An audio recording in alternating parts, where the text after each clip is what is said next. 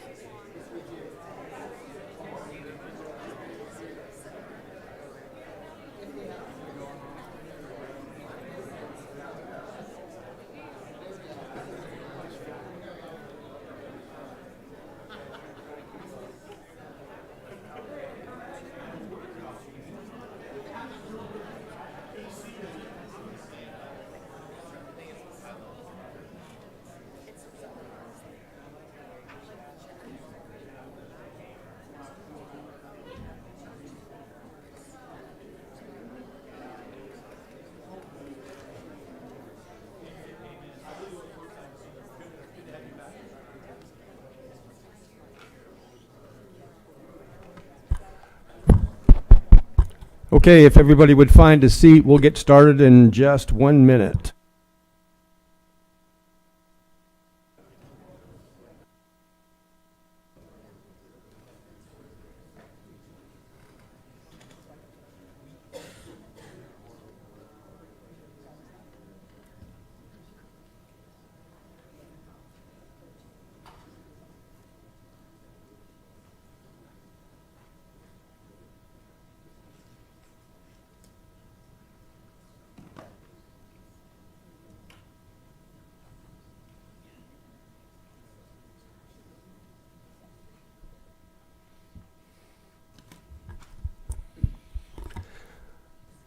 Okay, it's 4:02, so we'll get started. The rest of the council is here. They'll be right in. We will call the meeting to order for the September 17th, 2024 Volusia County Council meeting at 4:02. Just to give you an idea of how we start, and we always start this way, is in just a minute we will have an invocation. And I will ask everybody who would like to stand for that to stand, and then just remain standing for the Pledge of Allegiance. If you are a part of a faith group who would like to participate in the invocation, just send an email to K green@volusia.org. And this is Carissa Green to your right, and she will get you all set up. You are welcome to take part in that. This morning, it is my pleasure to introduce to you Pastor Tommy Clayton with Grace Life Church in Deltona. And Tommy, come on down, and if everybody would like to stand.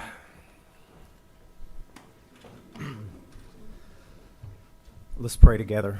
Almighty God, thank you for this day. Thank you for the opportunity for these men and these women to hear perspectives from the community, to make decisions. We know that they have deep and far-reaching ramifications and implications. So we pray today, Lord, that wisdom would prevail here, that there would be humility, there would be honesty. They would stay united and would be just. Pray that you would bless them, bless their families. Thank you that we have a form of government where we can elect officials to represent us and to hear and make decisions on behalf of our county, and the men and the women, the citizens, the families that raise concerns and bring them here. We thank you for that. I pray that order would be maintained today. It would be a peaceful discussion and agreeable solutions would be reached today. And I just thank you, Lord, for your goodness, for your wisdom, for your sovereignty, for your love, for your grace, and pray for a great meeting together. We pray all these things in Christ's name. Amen. Amen. Allegiance to the flag of the United States of America and to the republic for which it stands, one nation, under God, indivisible, with liberty and justice for all. Thank you. Knowing it's public now. I was telling Troy, the conversation is now public.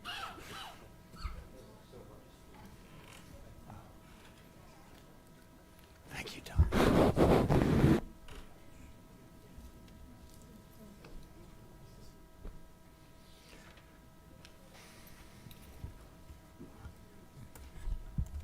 Okay, Carissa, would you call the roll, please? Mr. Santiago. Mr. Dempsey. Here. Mr. Johansson. Mr. Kent. Here. Mr. Reinhardt. Here. Mr. Robbins. Mr. Brower. Here.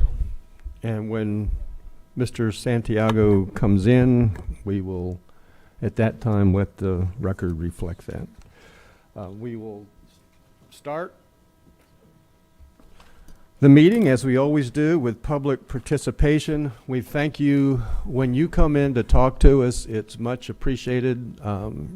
You are our employers, so it's always good to hear from you and hear what's on your mind. We will start with Patricia Franzen. And when you as she's walking down, when I call your name, please come up. Make sure the microphone is close to you. The podium goes up and down. The mics move. And we want to hear what you say. We want it to be recorded. You will have 3 minutes to talk about anything that you would like to talk about that affects our county. And there is a timer that will be on the monitor in front of you. Is it lit up, yes, Patricia? It says 2:57. And it's also, well, give her time back. And it's also will be on the big screen behind me. Go ahead, ma'am. Thank you. Okay, great. Good afternoon. My name is Patricia Franzen, and I live a quarter of a mile from 874 Hull Road.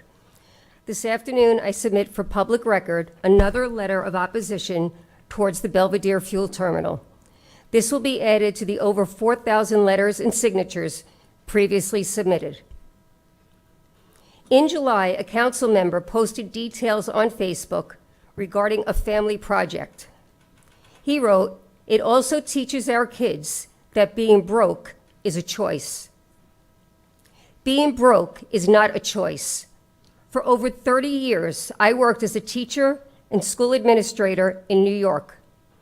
I worked in Brooklyn, Manhattan, and the Bronx. Most of the families I worked with were poor.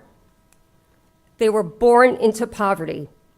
Unfortunately, it is very difficult to get out of the cycle of poverty. Being broke was not their choice. Many go broke when communities are subject to drastic changes. Building a fuel terminal on wetlands will surely cause flooding, just like the overbuilding of condos that have caused flooding. Flooding is destroying people's homes and businesses. Many will be forced to go broke. Building a fuel terminal will cause noise and air pollution from the constant flow of trucks. Homeowners will be drastically affected by this. In order to protect our health, we will need to move. We will most likely not be able to sell our homes at a profit, or many may need to abandon them. We will be forced to go broke. All of you have the power to help our communities prosper. I ask you again, stand up and fight. Stop the fuel terminal from being built. Stop all these condos from being built. Stop the flooding. Protect the wetlands, animals, trees, and most importantly, protect the people of Volusia County. Thank you very much for your time. Paul Richardson, and I don't know if I said this, but when you come up for safety reasons, this council has been very generous that we don't require you to tell us your address to the public. We have it here on paper, but if you would just tell us what part of the county you're from so that your representative, your specific representative knows where you are. Paul. Afternoon, Council. My name is Paul of DeLand. I want to talk off the cuff here. I have been appointed to the Cultural Council 1 year and 1 month ago on August 15th, 2023. And since then, this is the last Cultural Council meeting we have. I was sitting at Don's chair. You pointed at me, thank you, by the way. And so this here is a picture of you have the poster for the Festival of the Arts coming here to land pretty soon. And this here is there was a Echo Gallery opening, and this here is me with Matt, Councilman Reinhardt. It was very nice. It was a gallery of young people displaying their new pictures. Photography is not as recognized art as it used to be, and hopefully our house with the Ocean Center is changing that. So there you go. There's a picture of me, Robert, and her name escapes me for this moment, but she was the head of the art house, a very nice lady. And again, I've been going to these events, which is very nice, and for almost a year now. And this here is the opening at the Museum of Art in DeLand, very nice. And so with Patty, she was a very nice person. I've gotten to know her quite well over the course of my time as the Cultural Council. But again, my original intent when coming to the County Council meeting was to expand our cultural heritage, the 4th of July 2026 coming up. And while I still continue to speak for that, I'm doing this Cultural Council thing, and it's been amazing and eye-opening and very enlightening. And so I hope I have to be on the Cultural Council for many years to come. And thank you very much. And especially Don, thank you for appointing me. God bless Volusia County, God bless America, and her eternal ally, Israel. Thank you for your service. John Keister.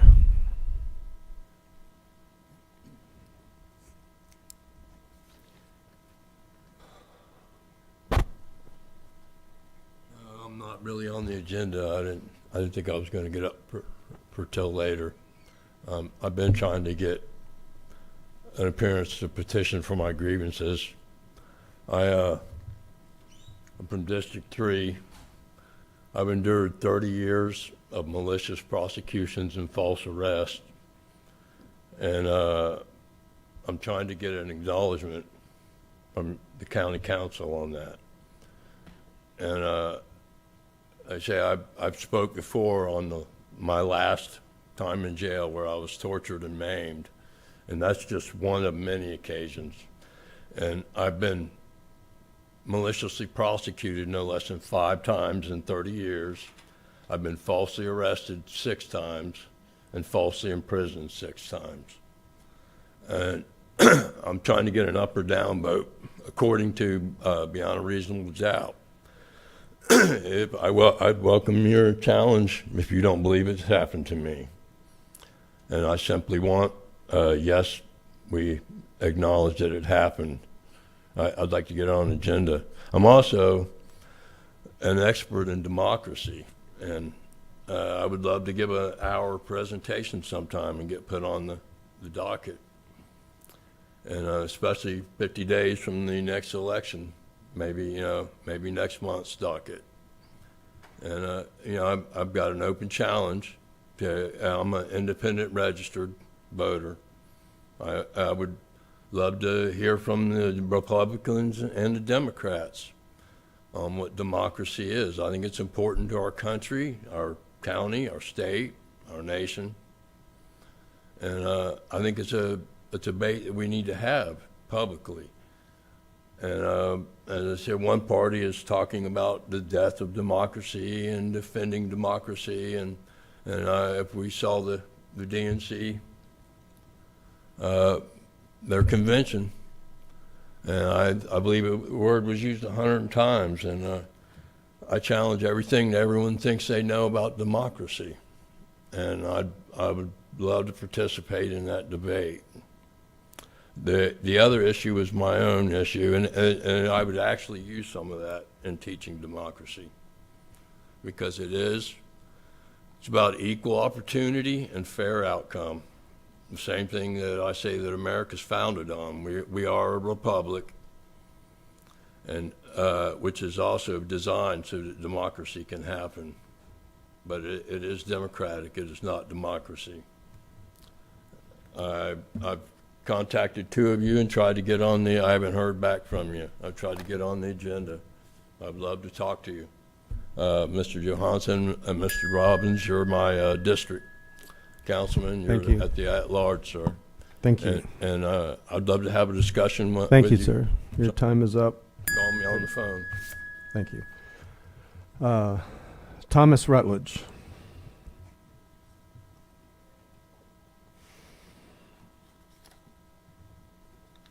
Thomas Rutledge, Wilbur by the Sea. I want to thank the council and the staff for their service to our community. I oftentimes forget to mention the staff, and they're doing most of the work. I feel I need to shine a light on a subject to hopefully avoid what could be unnecessary notoriety to our community. I've been aware by some rumblings in a Facebook post by a Republican Executive Committee member there is a move to have a Rule 8 vote by the Volusia County Republican Executive Committee to endorse a county race where both candidates are Republicans in good standing and possibly leave one off the voter guide altogether. It is my understanding a Rule 8 vote is never to be used to harm a Republican in good standing. The vote could go against the incumbent Brower, who has won his last two elections in landslides or 15 points or more and is the presumptive winner in the general election.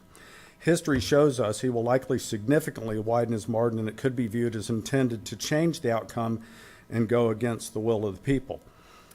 This would make Republican causes and their mantra of integrity and fairness in elections where there's already heightened sensitivity, we could just look bad.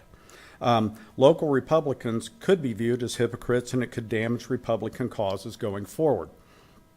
In addition, I believe this committee had made a choice, I'm not sure about this, to previously in the Volusia County Seat 2 race to leave a Republican, Steve Miller, off the voter guide. Steve is a Republican in good standing who has a distinguished record of public service to our local community.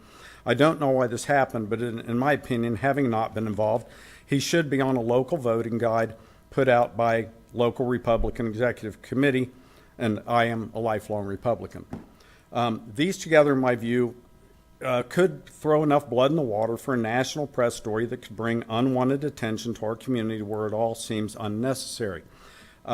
We have seen where these things can get ugly very quickly. I ask, as a decorated Marine combat veteran and a former local mayor, for anyone of influence, anybody that can hear this microphone, to reach out to this committee and encourage them to avoid endorsing either candidate in either of these races and reconsider the choice to leave Mr. Miller off the voter guide if that is in fact settled business. Let the best candidate win in each of these two races. All of these candidates are Republicans in good standing. And separately, I just want to encourage this body to act with kindness, respect, and civility in all of your debates and political discourse wherever it may occur. Our country and our county needs this example set now more than ever. Thank you. John Nicholson.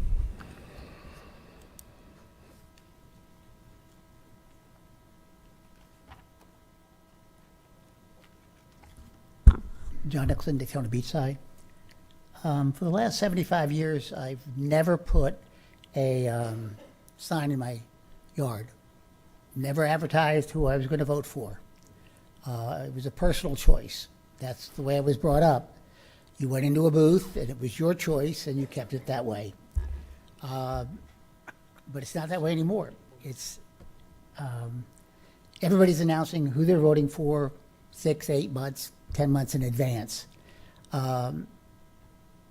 We don't know the individuals that are running. I'm lucky. I've gone to over 5,000 meetings, and I see almost every single person running for office. So I have a choice. People ask me who I'm running for, who I'm voting for. The 2 signs I put on, I was at Beachside Neighborhood Watch. Chipwood had a sign, and Ken had a sign. I said, sure, I'll put them in. If I had a sign for Jeff, I'd have put it there. If I had one for Matt or for Krista, I would put it there. Because, no, I wouldn't put Don's sign, no. I'm not that bad. So, wow. Don's not so bad. For a West Sider person. You all saw the article in the paper today on Jeff. And again, that's getting to be par for the course. Before you all were here, the previous council, 4 of them got targeted, and they were asked to resign. All right? Billy Wheeler got asked to resign because she made a comment about a shooting we had in Daytona Beach. Sheriff was asked to resign because he had a lease on public property. Heather Post was asked to resign. Fred was asked to resign because of a sermon he gave. All right? Why all these people came in asking people to resign, I have no idea. 3 of you guys now have been targeted. David's been targeted, remember, about the fuel depot. Danny got targeted for a comment he said about what caused Main Street to decline. Now Jeff's got it. So as far as I'm concerned, he's got the free right to speak whatever he wants to speak. It's a religious obligation that we have, and it's the way he sees the world. It's his right. On number 2 articles in your consent agenda, I'm thankful for the $3.2 million we're getting for the land purchase. I'm not quite sure about the closed caption. Daytona Beach has it.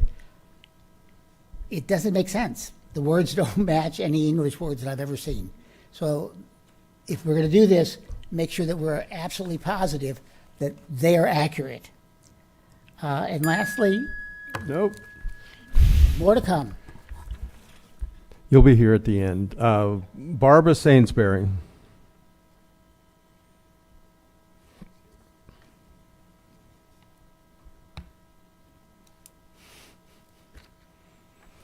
Good afternoon. And I thank the commissioners for giving us the forum to be able to address things to you. I was here 2 weeks ago and participated in this public arena. And I'm here again for the same purpose, and that is regarding the Amendment 4 that will be voted on November 5th on our ballot. So this is not only a concern to Volusia County, but it's a concern to all counties of Florida because it's a very vague and deceptive amendment. And particularly women need to understand exactly what this amendment is calling for. The amendment is titled Amendment to Limit Government Interference with Abortion. And this would be placed on the Florida Constitution if they get 60%. The reason for the concerns is because in that wording, it's very brief, very vague. No law shall prohibit, penalize, delay, or restrict abortion before viability or when necessary to protect the patient's health as determined by the patient's health care provider. This proposed amendment actually gives a right to before fetal viability, which is generally argued at 22 to 24 weeks, when necessary to protect the patient's health as determined by the health care provider. The problem with the language of this proposed amendment is that it doesn't define anything. If you look at other amendments, when you place something on the Constitution, it's obviously very important because it's going to be there for a long time. And this one, the language is vague, deliberately and deceptive, for the simple reason that it doesn't define healthcare providers. Since 1979, medical doctors have been required to do abortions, and that would no longer be the case. It eliminates parental consent for minors. That means that would be the only surgery that a minor could actually do without parental knowledge or consent. And the removal of abortion health and safety regulations would also be affected, not including the life of the unborn, which would be taken up to birth. Now, these are pretty extreme things that can occur. And I think that the citizens in all counties should be aware of this, but I reside in Volusia County, and so I'm starting that here. This is the second time I'm presenting it and hoping I can present the resolution. I did. Thank you, Barbara. Okay, thank you Sorry. very much. Your time is up. It goes by quickly. Jean Bailey?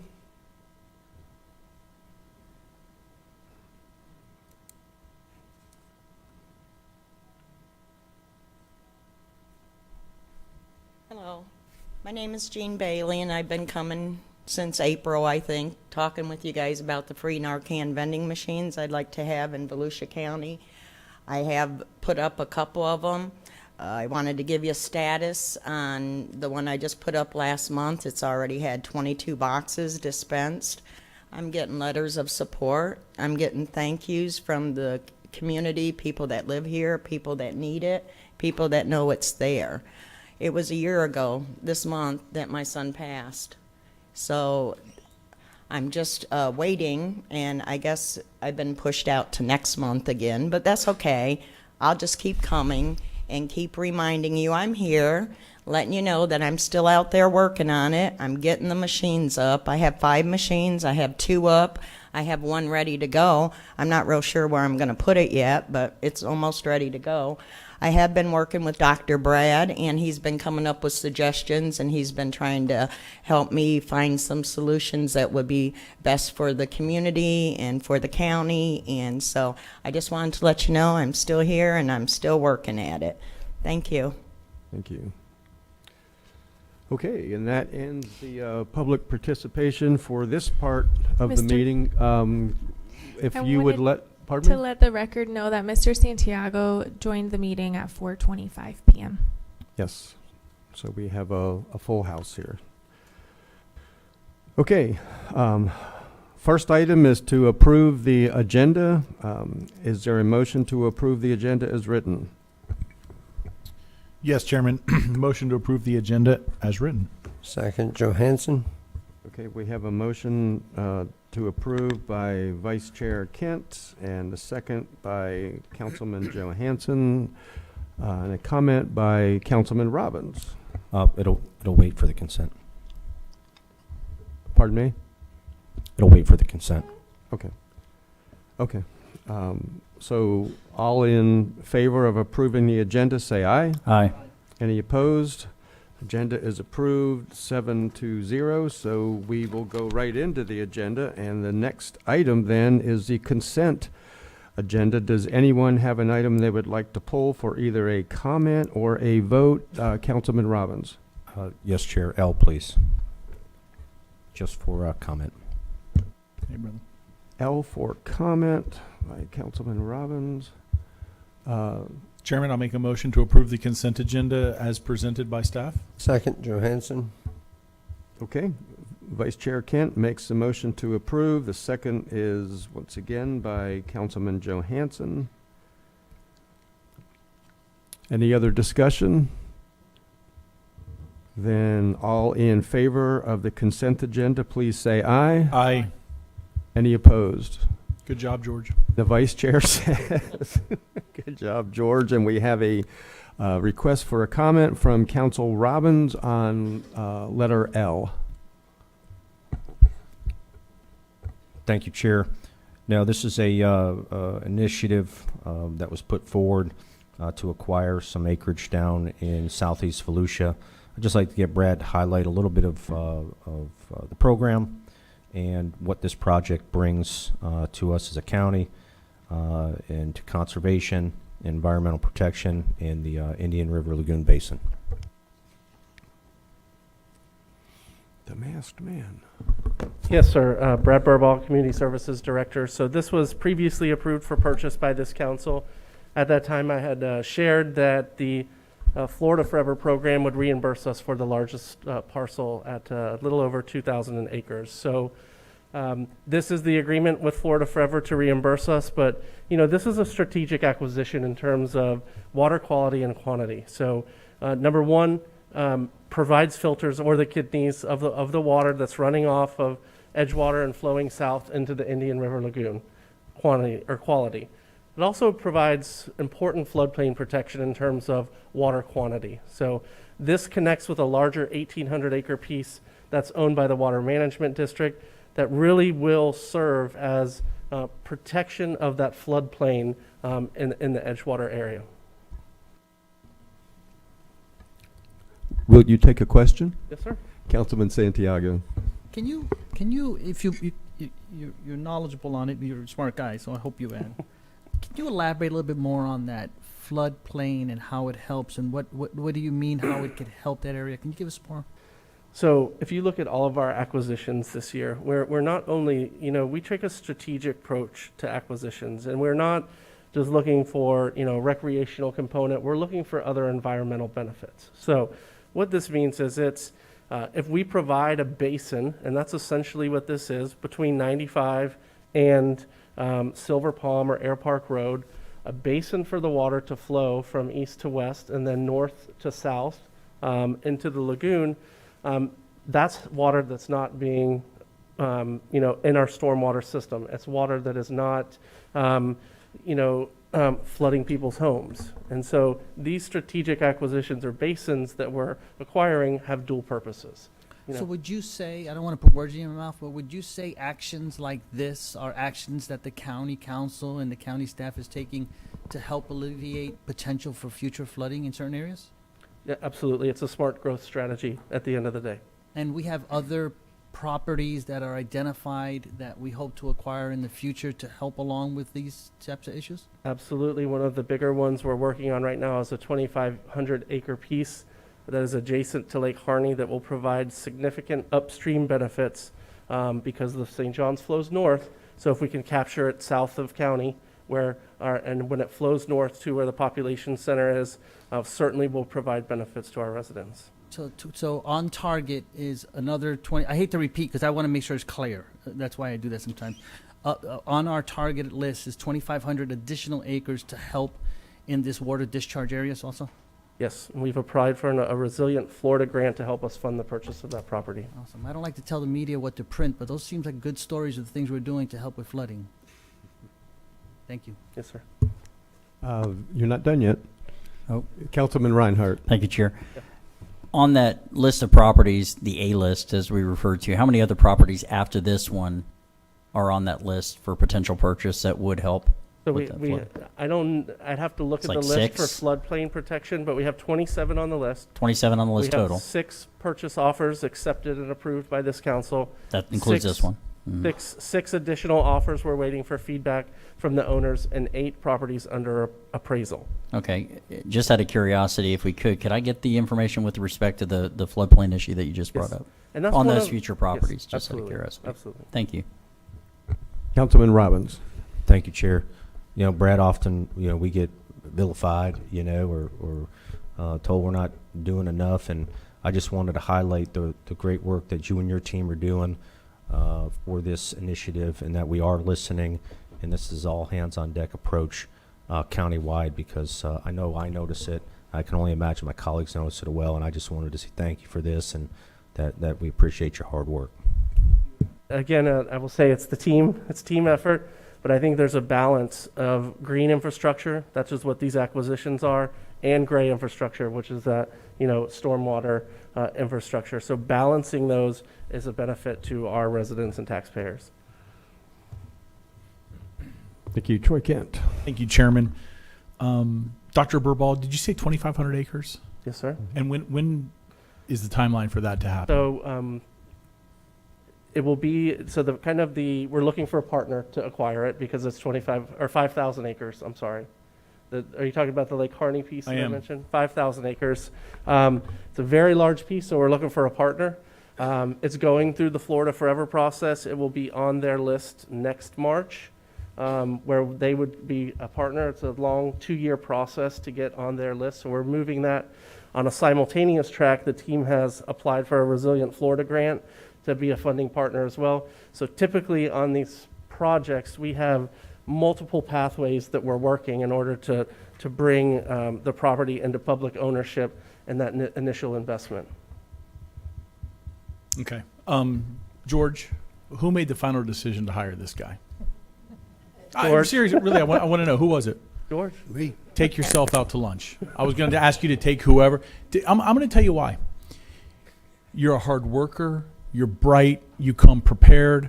You hear from the audience, you said Dr. Brad. I'm assuming she means you, Dr. Brad Burball. You're helping with the Narcan dispensers. You're compassionate. You're everything that we like to have in directors and people that are helping to make the decisions. Publicly, thank you. Thank you. Just to close on that, Yes, sir. how's your back feel Good. from all the pats? You deserve it. Thank you. I appreciate that. My mom used to deserve say, don't break your wrist patting yourself on the back. So Yeah. it's nice when others do it. I just wanted to add that this is why it's so important to me, and I think this council, this Volusia Forever was voted on by taxpayers who voted to raise their own taxes by 72%. At budget season, it's always, because we want to reduce the millage rate. At budget season, it's always a temptation to either zero Volusia Forever out or to reduce it. And you have come up here and argued against that, to keep the funding. We sometimes have more money than it looks like we have projects for, and then we get a huge project like this. And that's going to continue to happen, I hope. And so I appreciate your efforts to protect the funding and for all the work that you're doing to bring in really good projects to Volusia County. This is good news. Thank you, sir. Thank you very much. And I don't see anybody else that wants to pat you on the back. Thank you. Okay. And as Ryan Osowski approaches, item 3, a resolution authorizing the issuance of not to exceed $10 million, and I'm going to let you fill all that in. Good evening, Council. Ryan Osowski, Chief Financial Officer. Before you, clicker's not clicking. Can you go to the next slide? And the next one. Before you is a financing arrangement for the project that's summarized here. This has been in development for a while. The first part of developing the system of new cells for the landfill is to develop the stormwater system for that set of cells.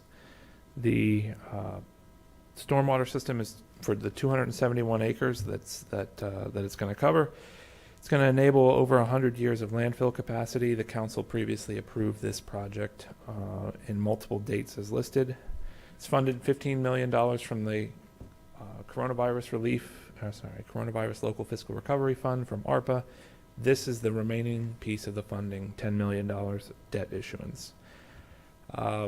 What's before you is the resolutions to enable that to occur. There's still a lot of steps that would actually happen after this.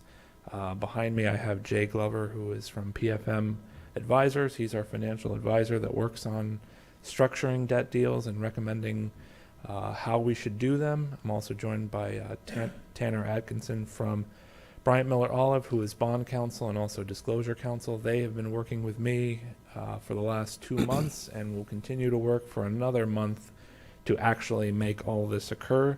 What was proposed in the resolutions and then the attached official statement, the preliminary official statement, is for a publicly issued bond. The debt that we've issued for nearly or over a decade at this point previously has been privately placed. So instead of going to the public market, we've been issuing privately placed deals with banks. This is actually going to be a public bond issuance, our first in many years. It would be secured by a covenant to budget and appropriate annually from legally available non-ad valorem revenues. By securing it in that manner, it helps lower our interest costs by being able to take advantage of our general credit rating as opposed to just the credit rating of the solid waste system. Although, as bulleted, management intends and has planned for solid waste fund to make all of those payments. The security would be a little bit larger than that, and that's what helps lower our interest rates. The underwriter in this method would be selected by a competitive sale, so whichever underwriter ends up proposing the lowest true interest cost would be selected. The bonds will be rated by S&P Global Ratings. We are actually in the middle of doing that. We had our rating call on Friday, and we expect our bond rating to be issued Wednesday or Thursday. Like I mentioned, the contracted professionals are behind me if you have any questions for them. Otherwise, I'm here for questions as well. Thank you. Questions first, Councilman Santiago. Thank you, Mr. Chairman. Do you have an expectation? What do you think that rating may come in at? I do not. What are you hoping for? AA something. Okay. All right. I'll wait there, Mr. Chair. Okay. Councilman Reinhardt. Thank you, Chair. What has our bond rating been traditionally over the last? The rating in the past, we had a rating from Fitch, which was a AA something. I don't remember the something part. I think we've had a really good bond rating for the general implied. We've had a very good rating.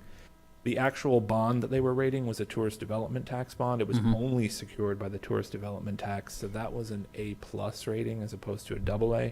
But they start with your implied rating and then they reduce it down for the fact that it's limited to just the TDT. That is about 3 or 4 years old because we haven't had any publicly issued debt outstanding. I was going to say, for about 3 years, you had mentioned that we've been pretty much outstanding debt-free. For bonds. Publicly issued bonds. For bonds, we still have our largest debt issuance right now they're all with banks, but our largest is on the Ocean Center for the tourist development tax bonds. Okay, thank you. Thank you. Any other questions? Then I'll open it up for comments and debate. Councilman Santiago. Thank you, Mr. Chair. I just wanted to compliment our finance team for great work. What you do, I think we're going to be positioned very well from the work you've done. But also more to our previous county councils and leadership team that were visionaries that have put us, I know we're talking about a landfill here, but their vision of what they've seen in the future and the potential for Volusia County and how they designed that and the land they've acquired and the permits that they received were revolutionary, and it has saved Volusia County residents a ton of money because of the steps that they took years back. So I don't know who was on the council then, but shout out to you whether you're alive or not, but good job on that vision, County Council then. Thank you, Mr. Chair. Anyone else? Vice Chair Troy Kent. Yes, just briefly. Could you tell us how long is it going to take us to pay this back and what we're looking at total we will be paying that $10 million? It's structured for a 20-year repayment period. This project will serve the residents for over 100 years. That's why we structured it a little bit longer than a 10-year short payment or something like that. The future cell would be 15 acres. That one we might recommend a shorter payment time because of the duration of that project. But a general concept is to try to line up the life of the project with the life of the bonds. That's why we ended up selecting recommending a longer period of 20 years. The total estimated repayment, which of course includes interest, I think was around $15 million. 15 million. Mm-hmm. So 10 million, and then we're over 20 years, we're going to pay back 15 million. Yep. And we're going to give 150,000 up front, right? Right. By the way, millionaires out there, this is how the rich continue to stay rich, is loan somebody $10 million for 20 years and get $15 million back. Thank you. I would note that we expect the interest rate to be somewhere probably just south of 4% for the true interest cost, just for those that are tracking. We also have an 8-year, through consultation with the financial advisor, we've recommended an 8-year call period. So if rates do decline to a period where we can refinance down to a 2% or 2.5%, those interest costs would also go down. Thank you. Don't go away.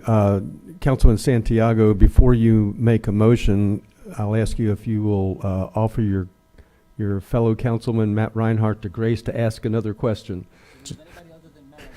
I appreciate that. Thank you. Go ahead, Matt. The bond rating, that obviously helps with the fact that you kept that 4% and could go down. Yep. How long was and I know just for the record, our Ocean Center, that bond itself was for how long?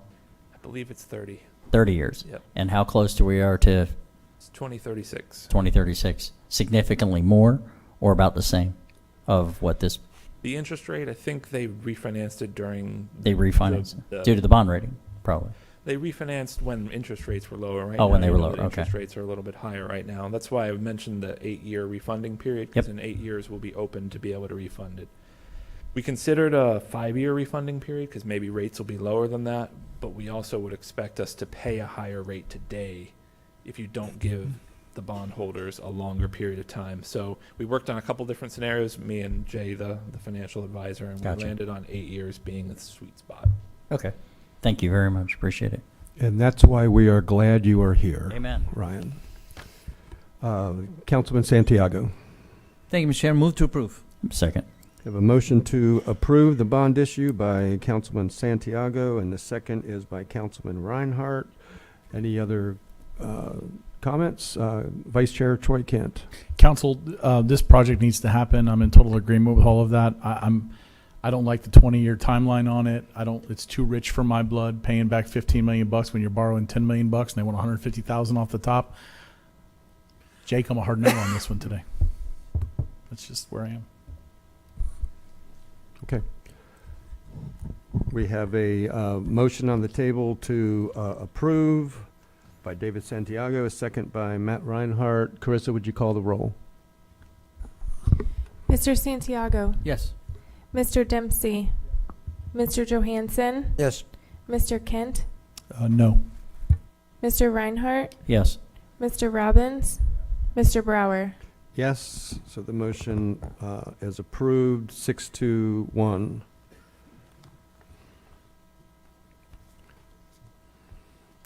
Okay, item 4 is a fee schedule update, and Aaron will present that.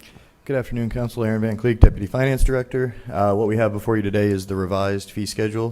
We went back and took some of the fees off from the previous presentation. We will look at those a little more closely and bring them back at a future date. So what we have here before you today is 3 different fees or 3 different departments that we would like you to look at fees at. Fire Services is for the Fire Training Center. That is typically transition between municipality and the county for use of our training centers. And then there's, you see the list of costs there. I won't go over them all. And we have solid waste, which kind of ties to what you just approved in the last item. This is a request for up to an annual CPI +1 for garbage and trash collection. This would not take effect if approved today until October 1st of 2025, and it would give the garbage haulers the time to plan for that. And then we have the Ocean Center fees. They're not listed on the presentation, but the fees were attached to the item. Basically, we have an existing model where we have the arena rental fee plus negotiated front of the house fees. The proposed model kind of changes it to a flat fee for the arena rental fee plus the front of the house labor cost all inclusive. It does align the Ocean Center with the broad industry trend. And then we have, like I said, the full fee schedule attached. And then the Lynn Flanders, Director Flanders, does have the ability to negotiate on that as well. And so we're here for any questions that you may have. Councilman Reinhardt. Thank you, Chair. So I've had the opportunity, I mean, first off, the fire services, the well-needed fire department, we need the equipment tremendously. All of them are important. I have had the opportunity to discuss a little further with Mrs. Flanders with respect to the Ocean Center. She does a phenomenal job. I said it before, I have the utmost confidence and respect the fact that she will manage that well, and the fact that it is a broad industry trend. Those words, I like that. And in comparison to some of the other areas, we want big names, Mr. Kent had pointed out before, and we have to be competitive, and there's a lot of infrastructure issues that have to be addressed, and those things cost money.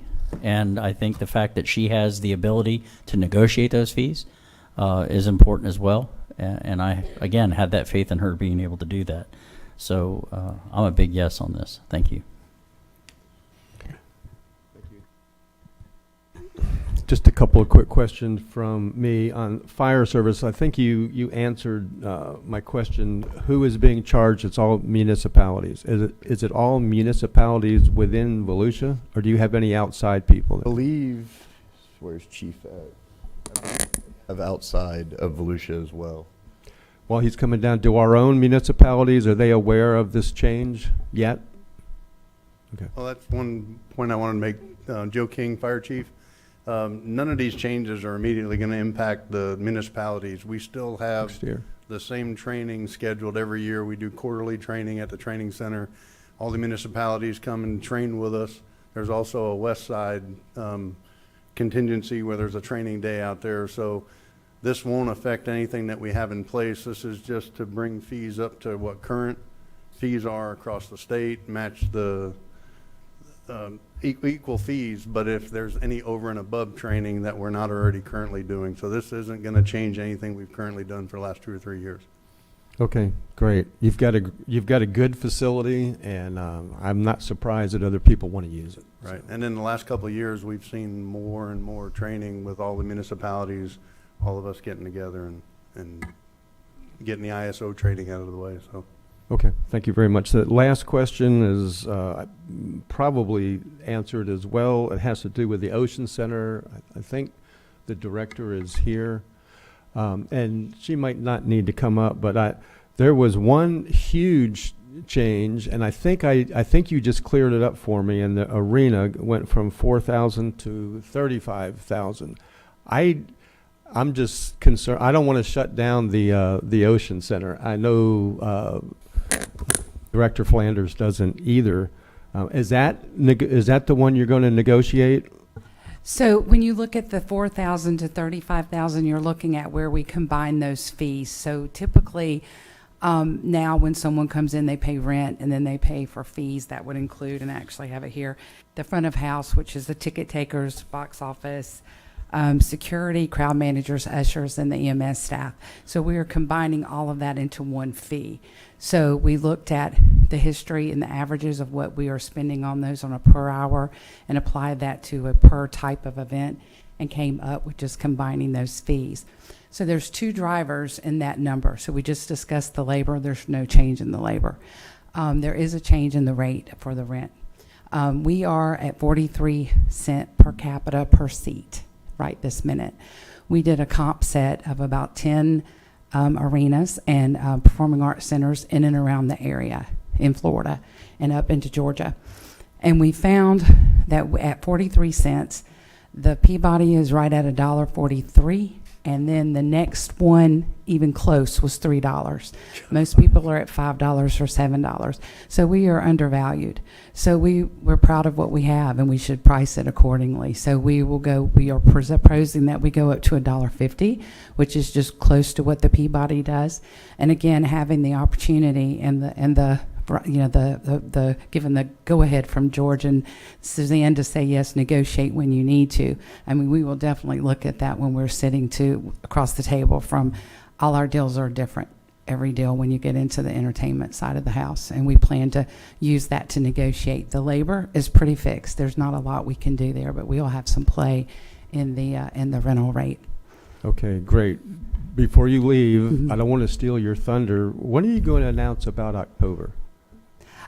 Celebrate Volusia, October 6th. It has been announced. Have you not heard about it yet? I've heard it on the internet, but in this meeting I haven't heard it. And that was one of the things that came to my mind is that I didn't want to steal your thunder, but you have landed one of my favorite bands from the 70s of Pablo Cruz. I don't know if Troy has ever heard of them, but it's not the Red Hot Chili Peppers.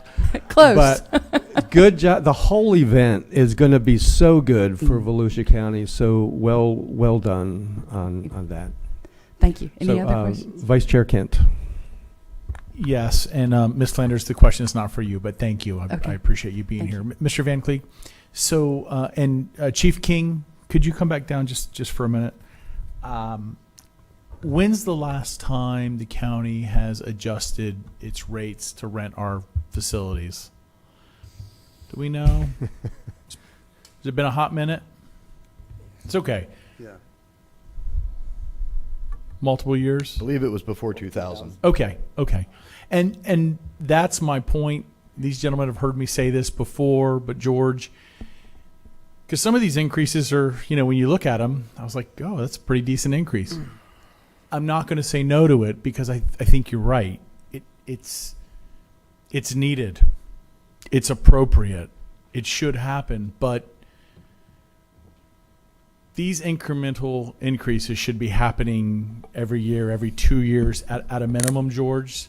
And that way we don't have these huge swings. This is the first year we had this discussion, and it was decided to bring them back at the budget, and we're here in its budget, and that's why you saw them at the last meeting, and you're seeing them here. There are a few, based on the last time we discussed. We'll bring back a little later, but yeah, our goal here now is to every year at budget time or just before to review all the fees. Mr. Van Cleek, hold them to it. Every year when budget time comes, and I'll just say to Ms. Flanders and also to Chief King, my father's told all of his 6 kids the same thing over and over, and that is, if you give it away for free, everybody will take it. So I'm pleased that we're getting there, and Ms. Flanders, I think there's more meat on that bone we need to attack. Thanks. Councilman Dempsey. Yeah, I don't know if this is for Ms. Flanders, if you're still with us. Okay, I'm sorry. I didn't.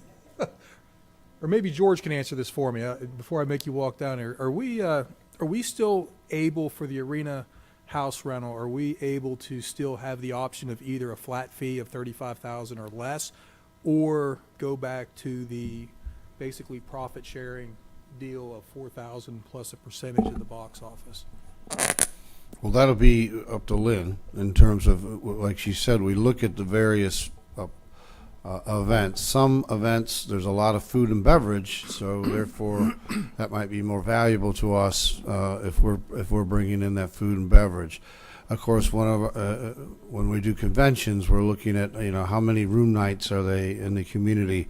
That's certainly a much more valuable piece of business than maybe one that does not do that. So those are all the things that Lynn will be looking into and working with the people that want to come in. So again, it'll depend a lot on what they think they're going to generate, what kind of parking fees we're going to have. That all goes into the mix.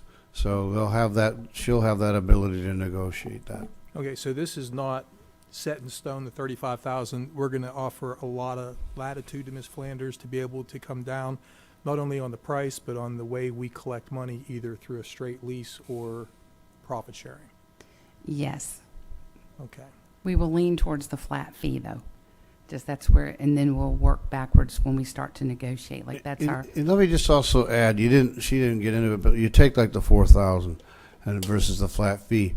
Some events require a couple of days of setup and breakdown, depending on what the event is. So you could quickly that $4,000 quickly becomes $12,000 to $16,000. So it's not as big a jump as you think, because most events are a multiple day event, and what she's saying is 35,000 per event. So again, that depends on again what the type and makeup of the event. Some come right in and they're gone the next day.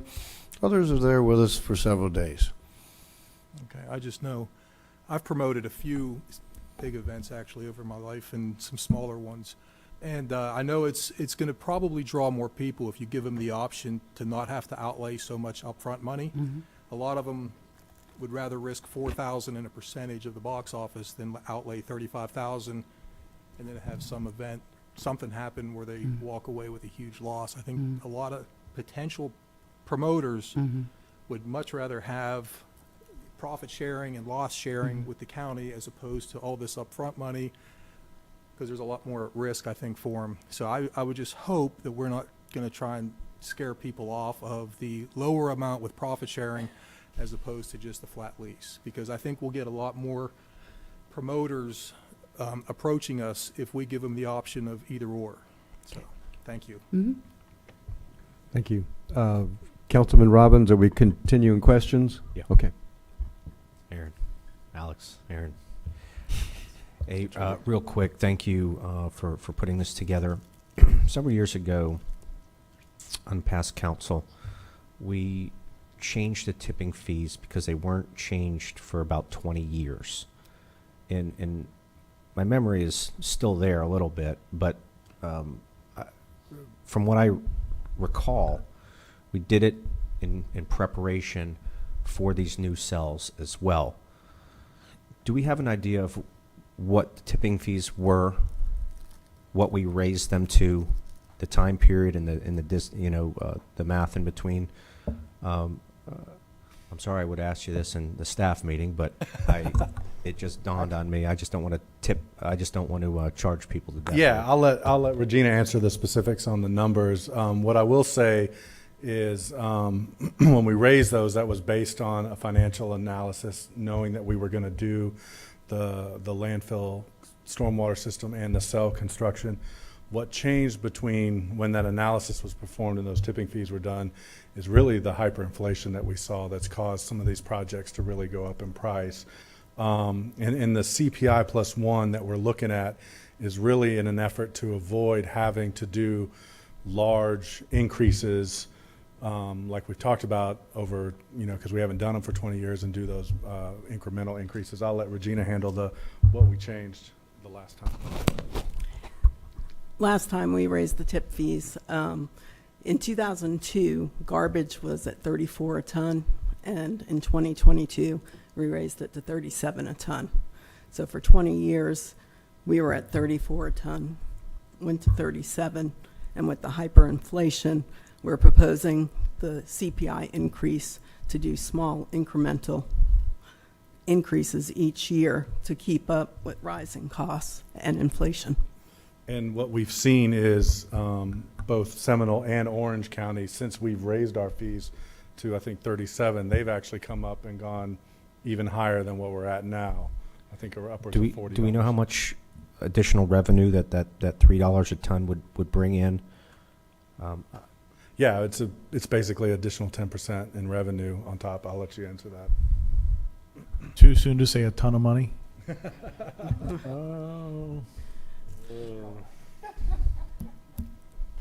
Basically, when we did the increase in 2022, what we've seen is a $5 million annual increase currently.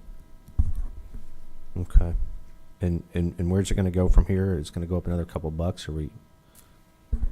Based on CPI from last year, of course, it's going to be effective next year. So we'll take the number from January 25, compare it to January 24.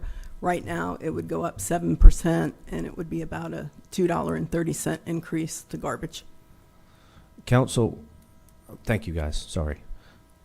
We went 20 years without doing it, and I know there was a lot of inflation in between there. I could support some of these, but I just don't want to tip people to, I don't want to charge people to death. Councilman Robbins, will you hold that just for a second till we're done questions, and I'll let you start with debate. All right. I think, Jake, do you have a question? Okay. Then Councilman Santiago, I believe, has a motion, and then we can go into debate. Move to approve fee schedule, Mr. Chair. Second, Johansson. Okay. So who's still on the board? I know, Jake, you had I'm going to let Danny start since I just cut him off, but he can go. Okay. Jake Johansson for debate. Yeah, I just, we just mentioned incremental changes again, and my colleague, Mr. Kent, mentioned not waiting so long and making that big jump, and here we are trying to do that a little bit. I think it's important to keep our taxes and fees down, but we are responsible for paying our bills, and if we keep it down at the rate that we can't support to do the business we're supposed to do, then all we're doing is hiding the problem for a few years. If this cost needs to be borne to get up to speed and get level with the cost of doing business versus what we pay for, I support it. And there's also a little bit of guesswork in that as well. We don't know how high the inflation rate's going to go. We don't know if it's going to decrease this year, so we got to kind of play the game. If we can squeeze it out at the current rate, that'd be great, but it doesn't sound like we can because we're being asked for a fee increase. So at this point, unless I hear some other data, I'm inclined to support it. Thank you. Councilman Robbins. Thank you, and Mr. Johansson, I do agree with some of what you're saying. I just, I saw that 20-year gap. I know that there was hyperinflation in there as well, and we have a 2-year gap now. And I understand the thought process between incremental increases. I would just like to see it, a little bit. I know that we had fees go for 20 years, so we were getting the distance out of that money. I'd like to see it go a little bit further than 2 years before we tack on another fee. We saw that it's bringing in, $5 million a year, just that $3 increase, if I understood that correctly. So, I mean, it's bringing in some money. But I just think it's a little too close, and I'd like to kind of see where stay where it's at before we make another jump. County Manager George Rechtenwald. I just have to point out again, we just talked about the fact that we were supposed to do this incremental manner, and this is a 3-year, because this isn't going into effect for another year. We're giving everybody a year notice, more than a year, but a year, and so, and on top of that, you're embarking on one of the largest expansions that we're going to have. You're talking about building a 100-year cell, and there's going to be more too. It's not just what you've already approved. Like he said, he'll be back to borrow more money once we put in that giant stormwater system, and then we actually have to get into the cells themselves.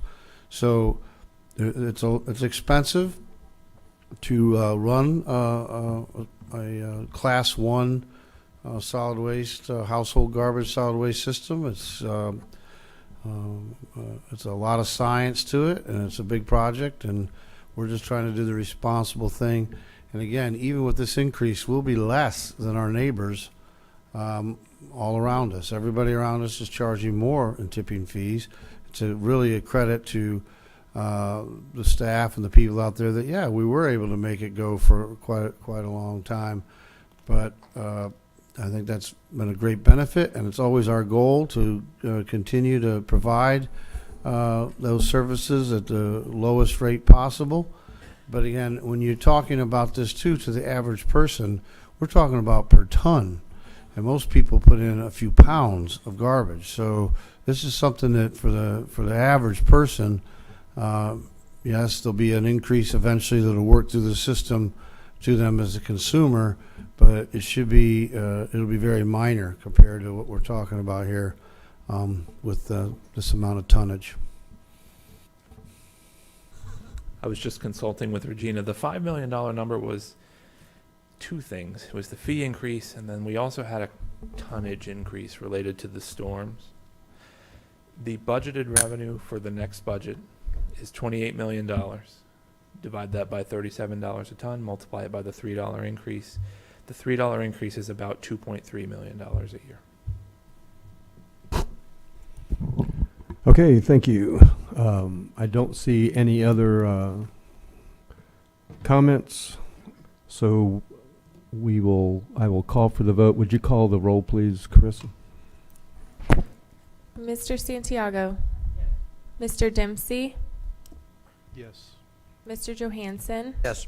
Mr. Kent? Yes. Mr. Reinhardt? Yes. Mr. Robbins? Yes. Mr. Brower? Yes, and the fee schedule update is approved unanimously by 7. And that brings us to item 5, contract with P&S Paving for the Williamson Boulevard widening.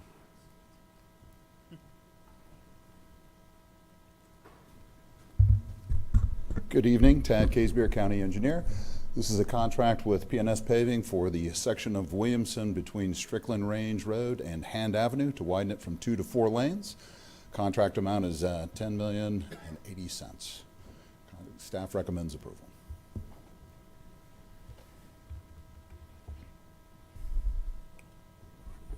Thank you, Councilman Reinhardt. Thank you, Chair. When will that project begin? If We're approved? ready to go as soon as the contract is approved tonight. So we're actually got our. So that would help with the current construction off of Williamson, because that runs into that, doesn't it? The current widening of Williamson that's going on in that area right now. Well, we finished the. Are you talking about at the intersection at Strickland? Yeah, That's yeah. complete. That is complete. Okay, thank you. I'm making a motion to approve, Chair. Second. Okay, we have a motion to approve P&S Paving by Matt Reinhardt, and the second was by David Santiago. I just have a couple quick questions. I'm for this, but I think can you put the schedule of the 3 bids? Is it possible to get that up here? I just want to. Who is on the committee to look at the bids and approve them? Are you on it? Yes, sir. When it Okay. comes in, because this is a low bid contract, this is not something when we go through and select. We'll take a look at the bids, we'll review the numbers.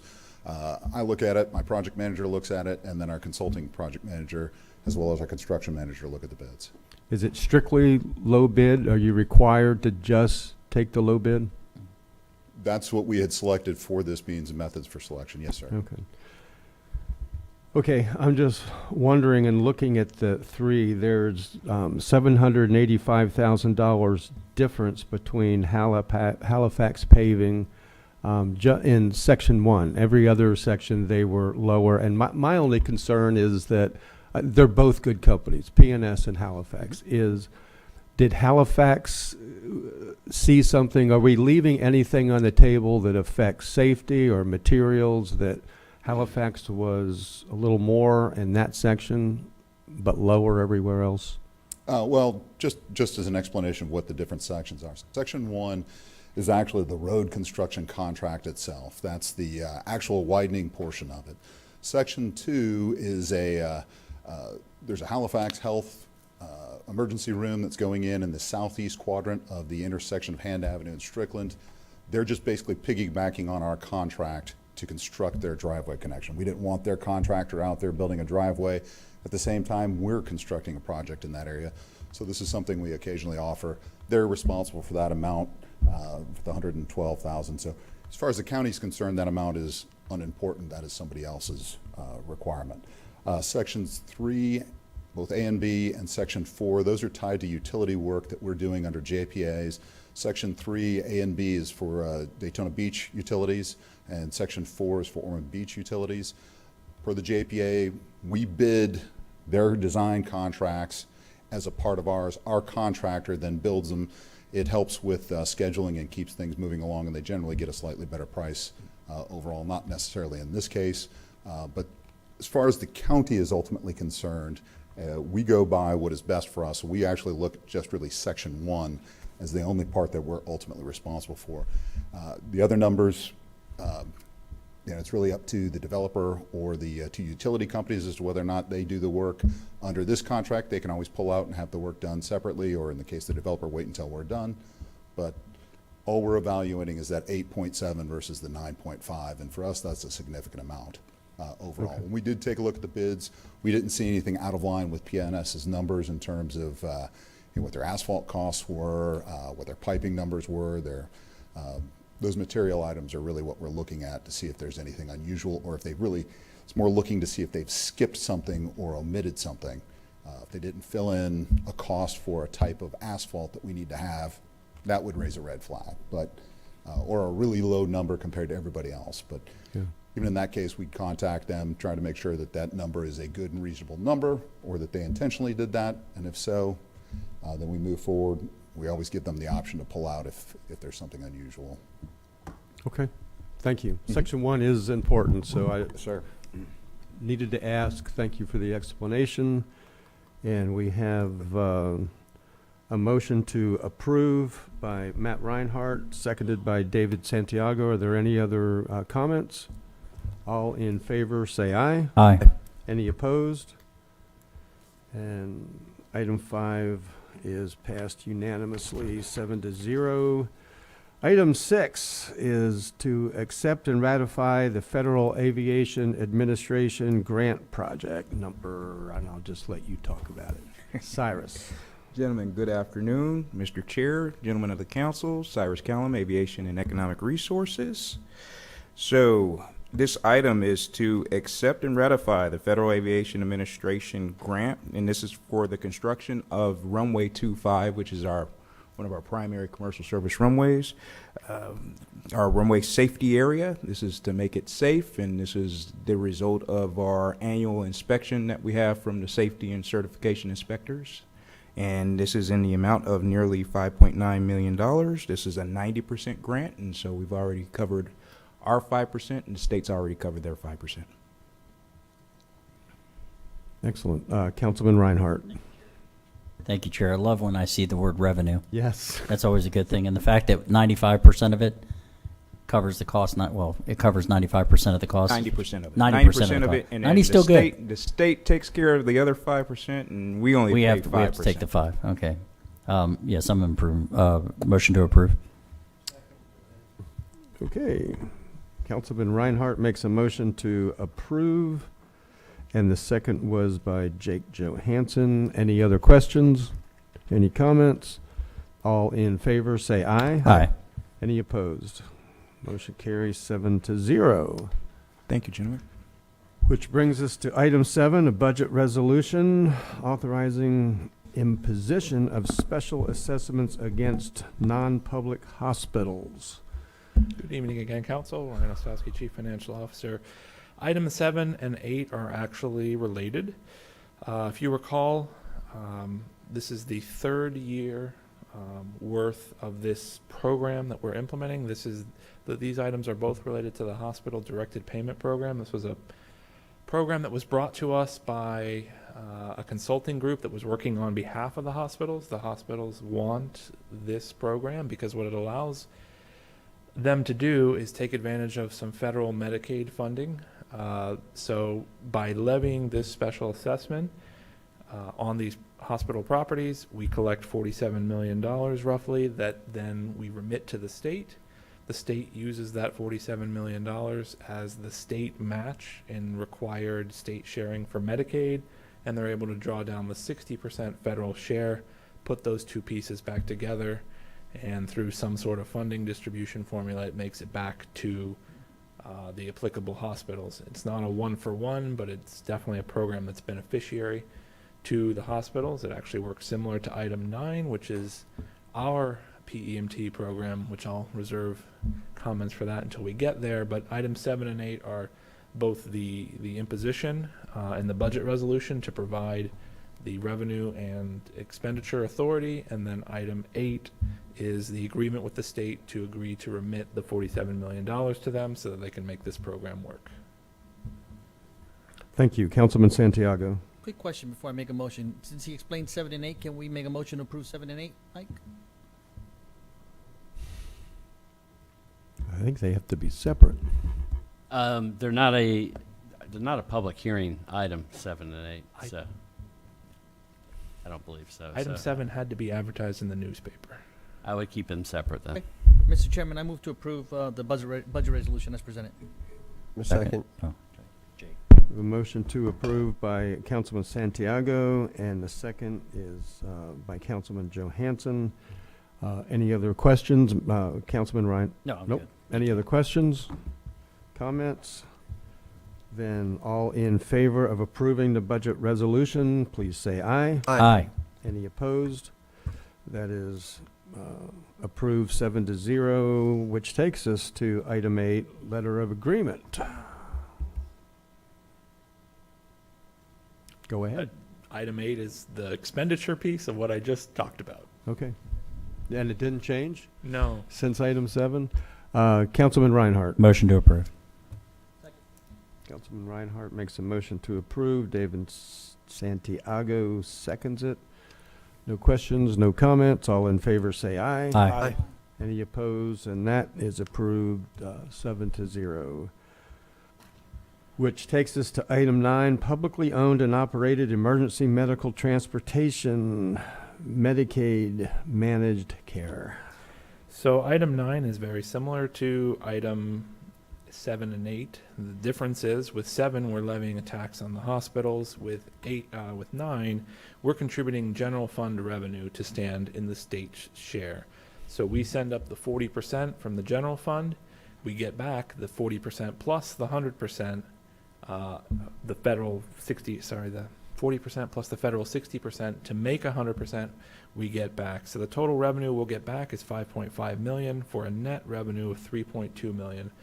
This program has been this will be the 5th year that we've implemented this program, and this program has been the reason that the general fund contribution to EMS has actually not changed including this budget that we're about to hear, 5 years. Okay. Councilman Reinhardt? Motion to approve. Councilman Second, Reinhardt Johansson. makes a motion to approve, and Councilman Johansson makes the second. Once again, any questions? Any debate? All in favor, say aye. Aye. Any opposed? And that motion carries 7-0. Your work is done here. And that brings us to item 10, the fiscal year 2024-25 Advertising Authority budget. And Lori's going to kick this off. I'm Lori Campbell Baker, the Executive Director for the Daytona Beach Area Convention and Visitors Bureau. You saw our presentation in the last council meeting a couple of weeks ago. Today, we are here to say we heard you. We heard your request. We have moved $250,000 from our fund balance into the airlift support line item. So for the hub board, that is now $400,000. So we, Southeast Volusia and West Volusia, are all here to ask for budget approval. Councilman Santiago. Thank you, Mr. Chair. I will wait to see if any of my colleagues have any questions, because I don't have any questions. Okay. Anyone have any questions? There being no questions, we can make a motion and go Motion to into approve. debate. Motion to approve is made by Matt Reinhardt. I'll second it with an amendment, if the motioner can hear me out. Second it with an amendment. I'll second it, and then I'll make the amendment. Okay, that's cleaner. Yeah. Um, Mr. Chair, for an amendment? yes, go ahead. Thank you, Mr. Chair. First, I want to say thank you, and to you and your team, and to your colleagues and the other boards. If you've figured me out, I like to have a little fun at the same time. But there's one person to blame for this change, and that's Cyrus. This is where we're at today, because he hit a home run. And it's important for everyone to know that the reason for the last minute changes, because I know there was a lot of discussion of how come this came about, suddenly, unexpectedly. he hit a home run, and he's been able to deliver to this airport what no one has been able to do in the past as far as the routes that we've been able to attain. And that's, I wanted people outside the chambers and internally to know that that's what sparked, at least for my purposes, the dialogue and the insight saying maybe we ought to invest more into this airport. So it was never from a adversarial approach or whatever comments were made otherwise, but it was because that home run, we needed to make sure all hands were on deck. And I understand there was a lot of discussion that's happened amongst several parties regarding the commitment to the airport. And I know, Troy, you weren't here, so I'll just recap that the dialogue surrounded around the $1 million that we had set aside for the airport from the county general funds.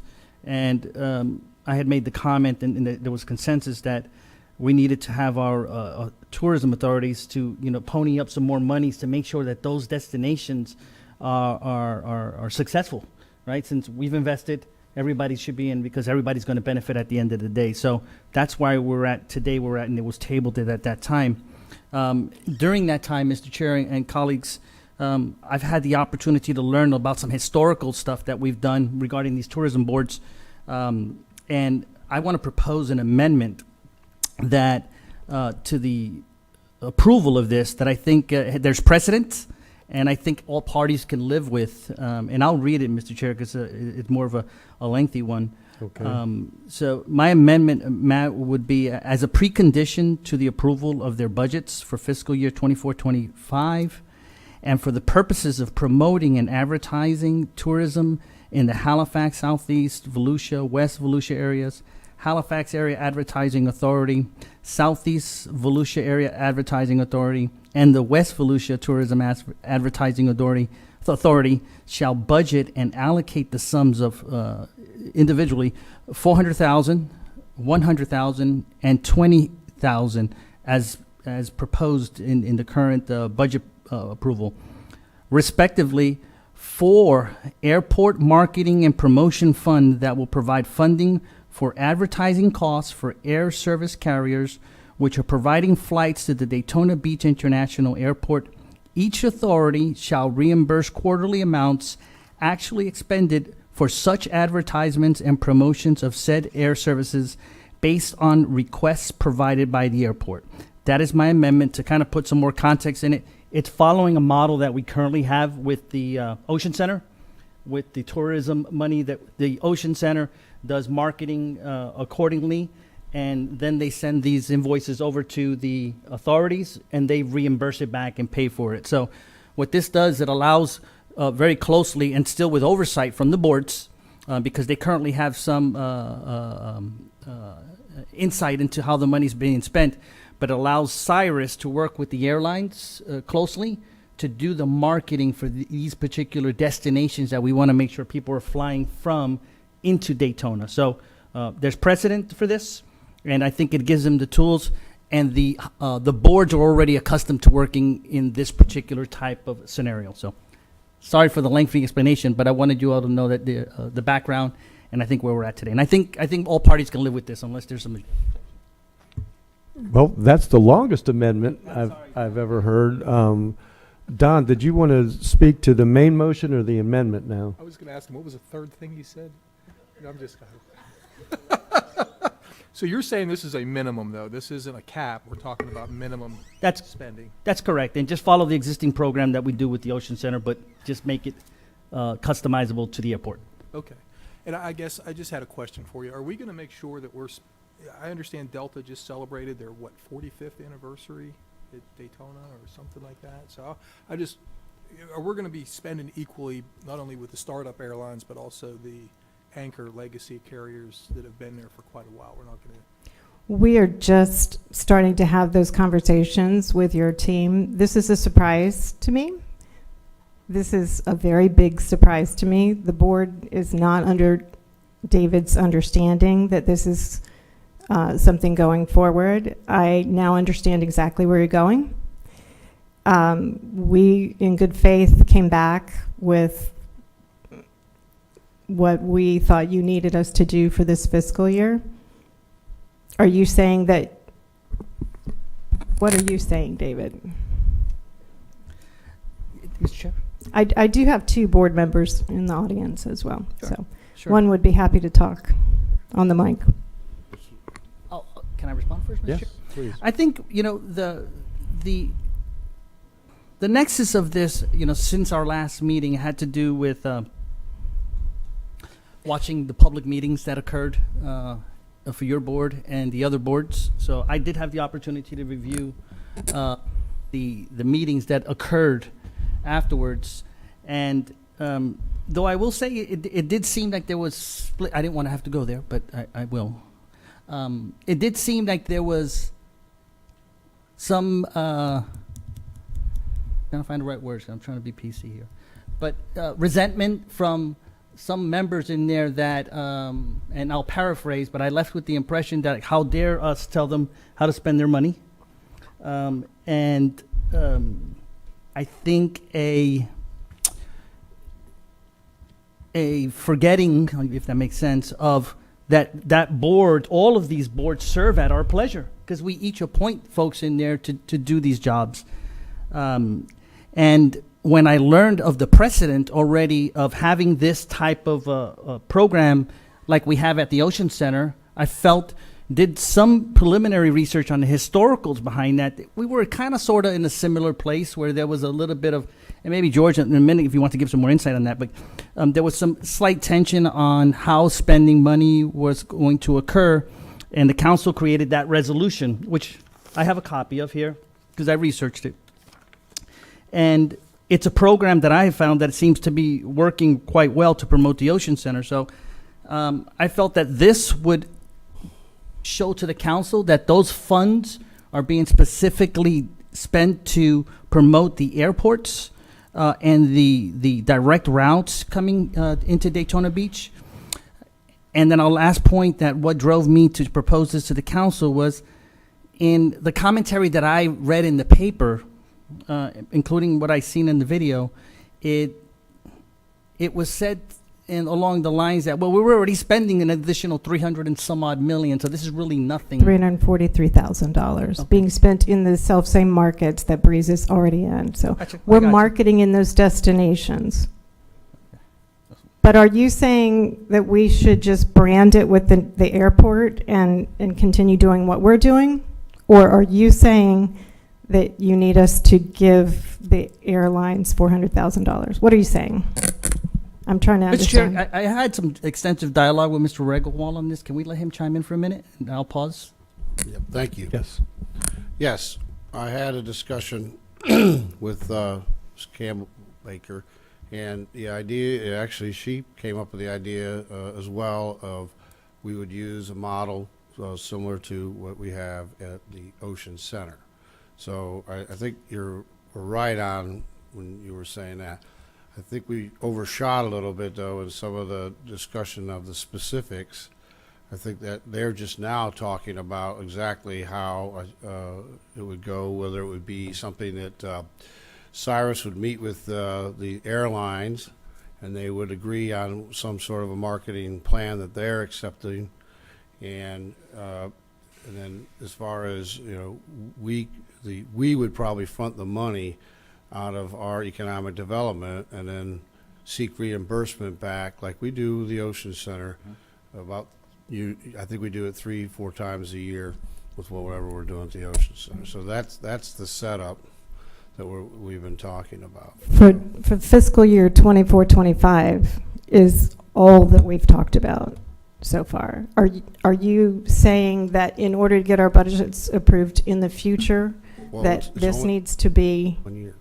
Yeah, it's only 1 year. Only 1 year. Oh, okay. Yeah, we're already talking about that. I thought you scared me there. I was hoping to make I this a wasn't peaceful sure where transition. you were It scared going me with too. that because, What? yeah. No, we're Right. on board. We've never not budgeted for airlift support. Often we haven't spent it, but that's because we never had Cyrus before, So yes, we're completely supportive, and we're working out the process. We don't have that just yet. But yeah, I'm 1 year. looking at that same model that could work I'm trying to make about 3 different entities very happy right now. So yes, we are working toward that. But if I could remind you, this is an authority, not an advisory committee. And the Volusia County Council has done a stellar job of appointing this 11-member board that is very, very involved in this budget, every bit of it. And they use those dollars and approve those dollars as if they were their very own. So there's accountability like you wouldn't believe. And so that's where I'm trying to get, so that the board, and you heard them, they're very passionate, so that the board is under. Some might say a little too passionate in some of their commentary. I would argue that that's the kind of passion that you want protecting bed tax dollars. Well, listen, I'm glad I think you said 1 year, but I didn't want to have to go there, but this is open. But there was some commentary that was direct attacks to some of the members of this board, right? And now they didn't say it by name, but they narrowed it down pretty quick. Now you may not remember it, but go ahead and listen to it. And I didn't want to put you in the spot, but I think some of it pointed even to me because I even brought up the subject. I think commentary was that this is a political tactic or it's things along like that. Well, which is whoever said is foolish because I'm not running for office right now. I'm not on the ballot, and this airport is the furthest it can be from my district. So I understand. And I so that do. made me angry. I'll be honest with you. But the place they're coming from is, I told them, let's budget for 150 because we haven't spent the entire thing in the last 5+ years. So let's budget for that. And if the county wants more, if they need more, if Cyrus, blows it out of the water, we'll move some money at that point. That was their understanding when they did all the work on the budget. And you did say that, so I appreciate that. But I have nothing against any of your, I don't want to make it personal, but I couldn't even point out any of your members on the lineup. So there's nothing against any one of them personally. They're very good. They're very good. I believe that. But if you follow me historically here, I've said it several times. I think I said in the last meeting, I use Daytona, or the east side. The east side is the economic engine of Volusia County. And I've always said Daytona's success is the entire success for the county. That's why we're trying so hard. That's my number one motive. So whoever were the ones of those commentary need to know that very clearly. One motive. I will pass that on. Volusia County's economic success. So going back to the amendment, Mr. Chair, it's for 1 year. It's not a historical thing. I think your position may slightly be different. I don't want to put words in your mouth based on that clarification. I will take that back to the board, but I think that's what they're already thinking for this year to treat it like the Ocean Center Fund. But they haven't taken a vote. In full transparency, our board meeting is not until tomorrow. I understand. So I cannot speak on behalf of the board today. So it was a long amendment. Can you repeat that? I'm going to ask Councilman Santiago to read the amendment again. Then I would like to hear from Cyrus. I want to make sure everybody is on the same page because I think y'all have worked to come to an agreement. And so let's keep peace. But listen to the amendment first. I'll read this again. Well, if there was a motion to approve, and I wanted to add as a precondition to approval of their budgets for fiscal year 24-25, and for the purposes of promoting and advertising tourism in the Halifax, Southeast Volusia, West Volusia areas, Halifax Area Advertising Authority, Southeast Volusia Area Advertising Authority, and West Volusia Advertising Authority shall budget and allocate the sums of $400,000, $100,000, and $20,000 respectively for an airport marketing and promotion fund that will provide funding for advertising costs for air service carriers which are providing flights to the Daytona Beach International Airport. Each authority shall reimburse quarterly amounts actually expended for such advertisements and promotions of said air services based on requests provided by the airport. That is the amendment, Mr. Chair. Okay. And the 400,000, 100,000, 20,000 is each from each of the different... The numbers that they had already submitted. Cyrus. Mr. Chair and gentlemen of the council, Cyrus Callum, Aviation and Economic Resources.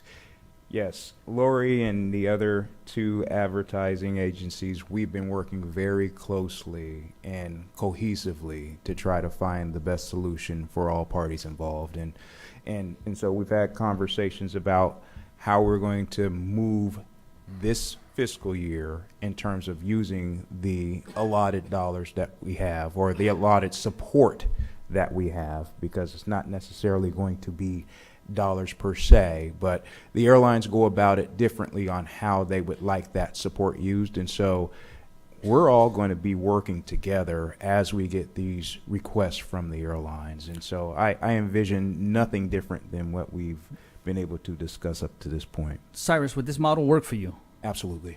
And I'll just say this, Mr. Chair, I know there were some others on the board. Part of my motivation with this too and separating it, Cyrus has done fantastic work, right? But I think it's a message to the airline industry's others, because he's not done. He's going after more.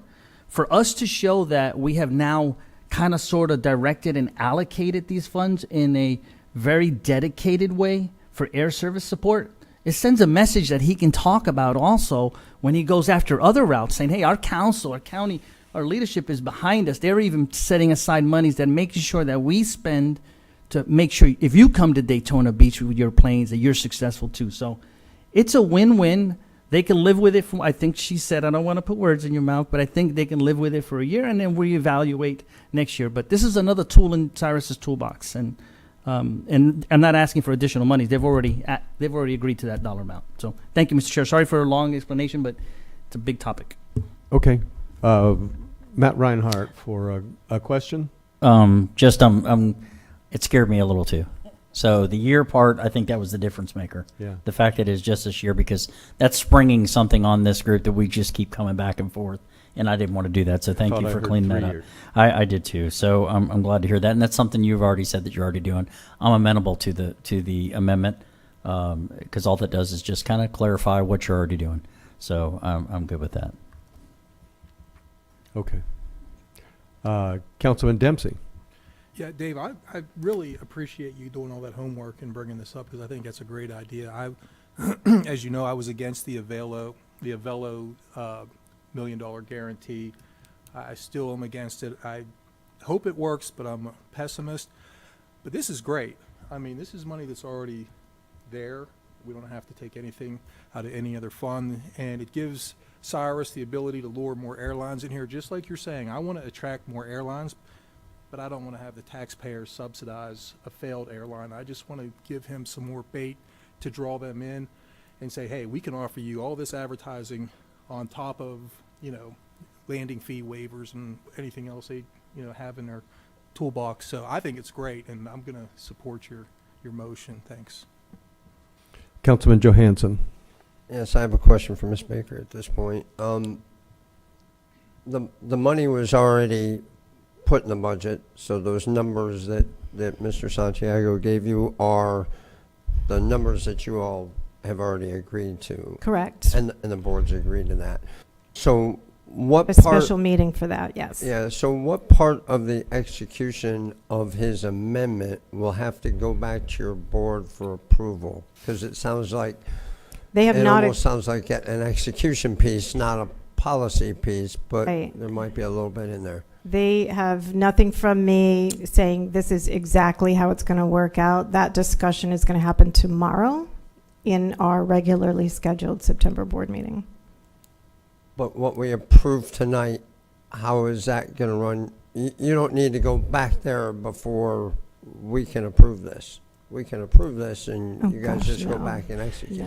No. I cannot speak for the board, but I feel confident that we can't do a thing until our budget is approved, and our fiscal year starts October 1, so But what I'm saying is it sounds like we're all in agreement about the numbers, the budget. Yes, It's the how numbers money's have gonna be already spent. been submitted to your staff. It's just a matter of how that works out. Got it. And I think we're at that point. We'll have that discussion with the board tomorrow in a public meeting. Got it. Thank you. Yes. And just for those that are listening at home, this money is for advertising in those key markets. It cannot be used as part of the minimum revenue guarantee. I had questions on that from someone. I'm clarifying. That's my intention. That's correct. Thank you. Okay. Vice Chair Troy Kent. Thank you. Ms. Campbell Baker, what, if you all agreed to the numbers, what part shocked you today? Because you were like, this is new to me. Oh, no, when he started talking about a process and putting that in writing, it sounded very much like multiple years from here on. Right. And we hadn't discussed any of that. What we discussed is that we now have $400,000 in that line item. Gotcha. So you can imagine this is all new to this board. Right. They thought we had a plan. And so they are, I can't say it enough. This board is very supportive of the airport and what it's doing. It's the process. And David, I think you heard that on the special meeting. It's the process that, they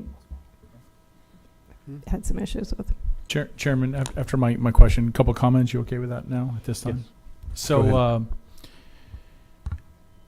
Councilman Santiago, I want to publicly applaud you because what you did wasn't easy, and it sounds like you've taken some arrows, and you know what? That's being a public servant. It's part of the deal, and it takes broad shoulders to do that and to sometimes ruffle feathers. But did you hear what Don Dempsey said over here? He's spot on, correct, about a few things. And before I get into him, I know you to be a hound on policy and procedures and specifics, and you came here doing your homework, and now we have a plan, and the plan is getting more specific, and it's not a rubber stamp of, hey, the authorities are here and we're just going to approve their budgets because that's what happens every year. There was some questioning, and that's healthy. And I believe your actions alone are going to be a huge benefit for our airport to continue to be successful and our community to be successful. So I didn't want the night to get away from us before I acknowledge that, because it's lonely sometimes when you're that guy or that girl, but you're that guy. So thank you for doing that, and I'm going to support it as well. And this whole idea about multiple year, they're going to come back every year, and we're going to have this could be a similar discussion, and look at the budgets. Could be more, could be less, but we'll have that discussion, and it won't be as painful because you did the hard work already, and you took those shots for this council. Thank you. Thank you. Any other comment or questions? If not, I'm going to ask. We have one member of the public who wanted to speak. Ken Botts, you are still here. You're good? Mr. Chair, Mr. Chair, just for clarity, are you treating? We're just voting on the amendment first. Okay. You got the second for Mr. Reinhardt, so that's what you're going to do. Okay. And for clarity, so the board's direction is that this is a precondition for approval of the 2024 budget. I was amending my original motion to include that amendment. Can we do that? Are you treating it as a? Yes. To roll it in. To roll it into my original, yes. You're not going to vote on the second then? Is that what you're, on the amendment? No, I think we can take care of it if I amend my motion. As long as everybody's clear. He that's amended fine. his motion as a precondition, correct? As a precondition. Just want to make sure we're all voting on the correct motion.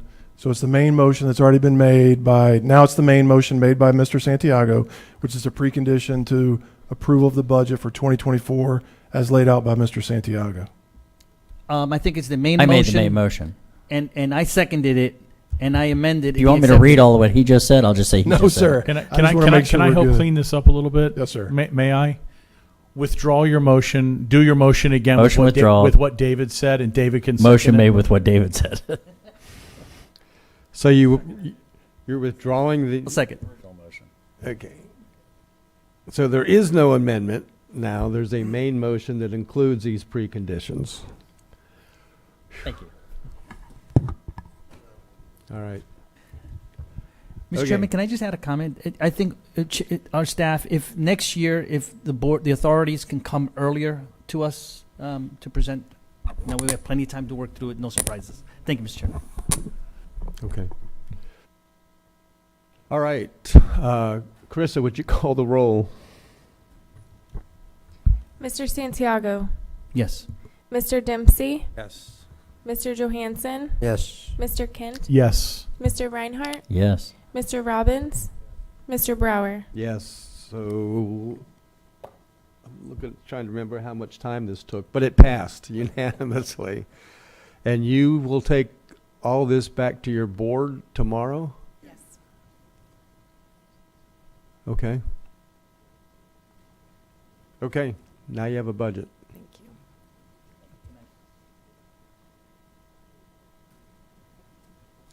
Okay, we have about This- 12 minutes before we have to stop for the budget hearing at precisely 6 o'clock. Do we have more than one public participation? Do we have any public participation for the close of the meeting? I couldn't hear you, but, I have one Okay. for the public participation, but not for the budget hearings. okay. I think we have time to do that, and that'll give us time for a real quick break before the budget hearing. John Nicholson.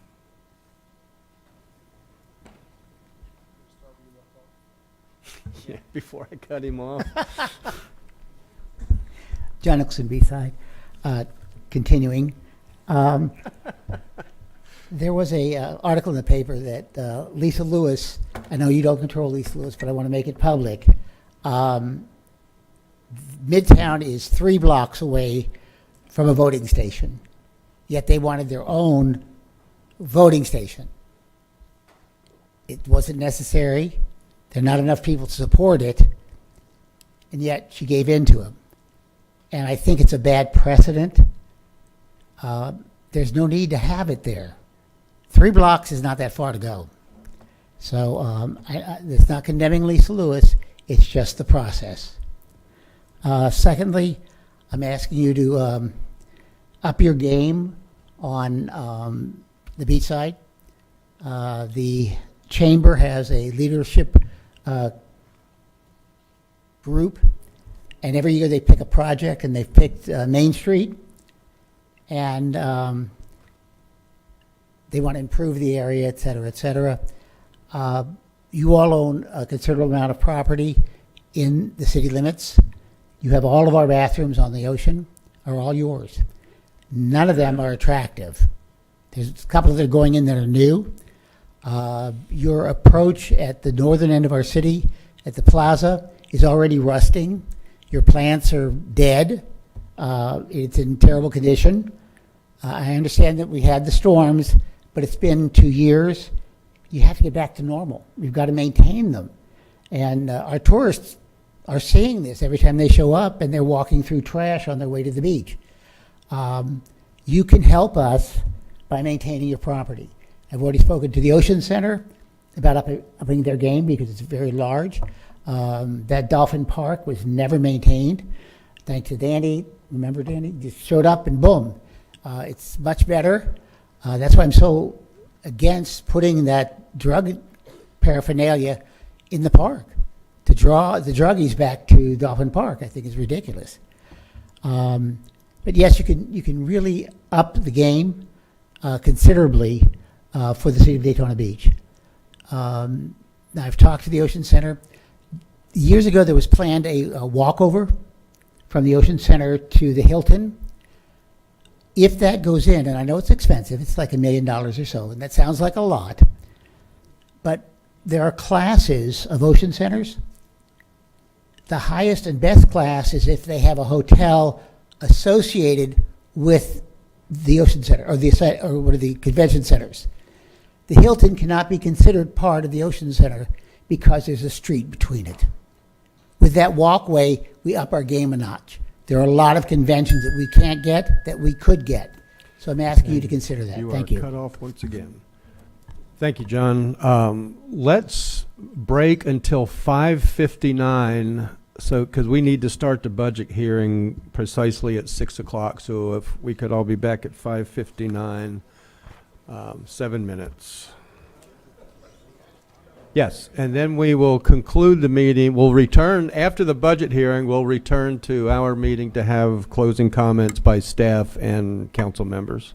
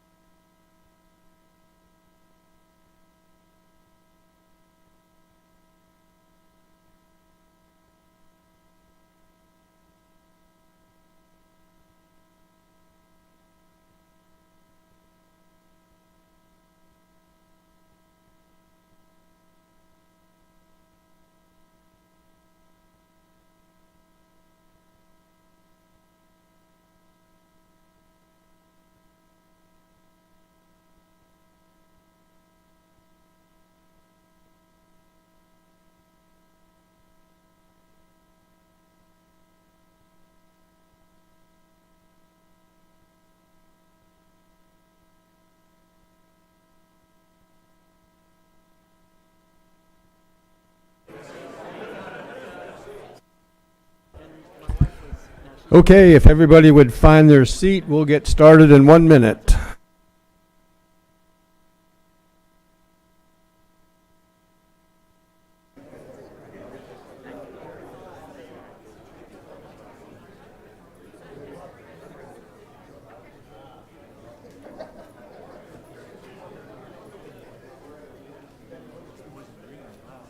Yeah, they are.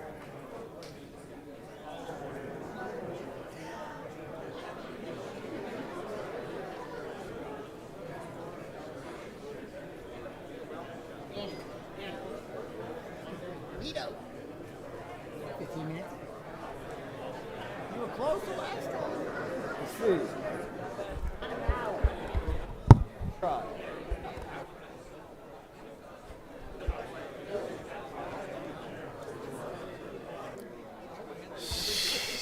There's plenty of them here. Jeez, all right.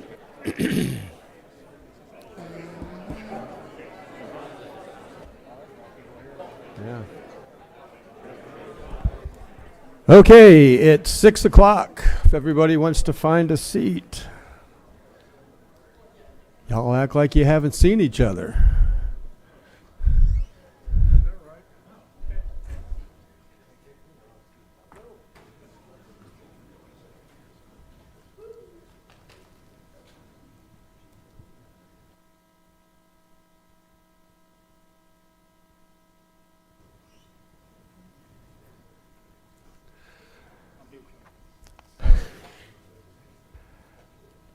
Okay, we will call the second and final hearing to adopt the proposed millage rates and the proposed budget for fiscal year 2024-25 to order at 6:01. And County Manager George Rechtenwald, I'll kick it over to you to start us off. Okay, this is, again, this will be the final hearing, second and final hearing for the adoption of our annual budget. We'll go ahead and go over the tentative budget and the millage rates. I just would like to take the opportunity before we get started to thank the staff, the division heads, the department heads, who all work diligently to put this together within their areas and then go live with that budget. And of course, special thanks to Aaron Van Cleek, our director of, or actually our deputy finance director, and the leader of the budget team, and Ryan Osowski, as they take all what is put together by these teams and form it into the budget that you have here today. And of course, we work with the other outside agencies, the Sheriff's Department, Department of Elections, and the other constitutional officers as well, and other outside agencies that are part of our budget. So it's quite an effort to put all this together, and so here we are today for the final adoption. With that, I want to turn it over to Aaron Van Cleek and let him bring it forth. All right. Good evening, Council. Aaron Van Cleek, Deputy Finance Director. So we will go through a couple slides of information that we have to cover by statute, and then we will turn it over to public participation before you guys proceed with your motions and votes. So this is just giving you a millage rate comparison of where we were for 23-24 adopted, what the rollback rates are for 24-25, and what our tentative rates were set at in July, and then again at the last meeting in September, and then your percent changes.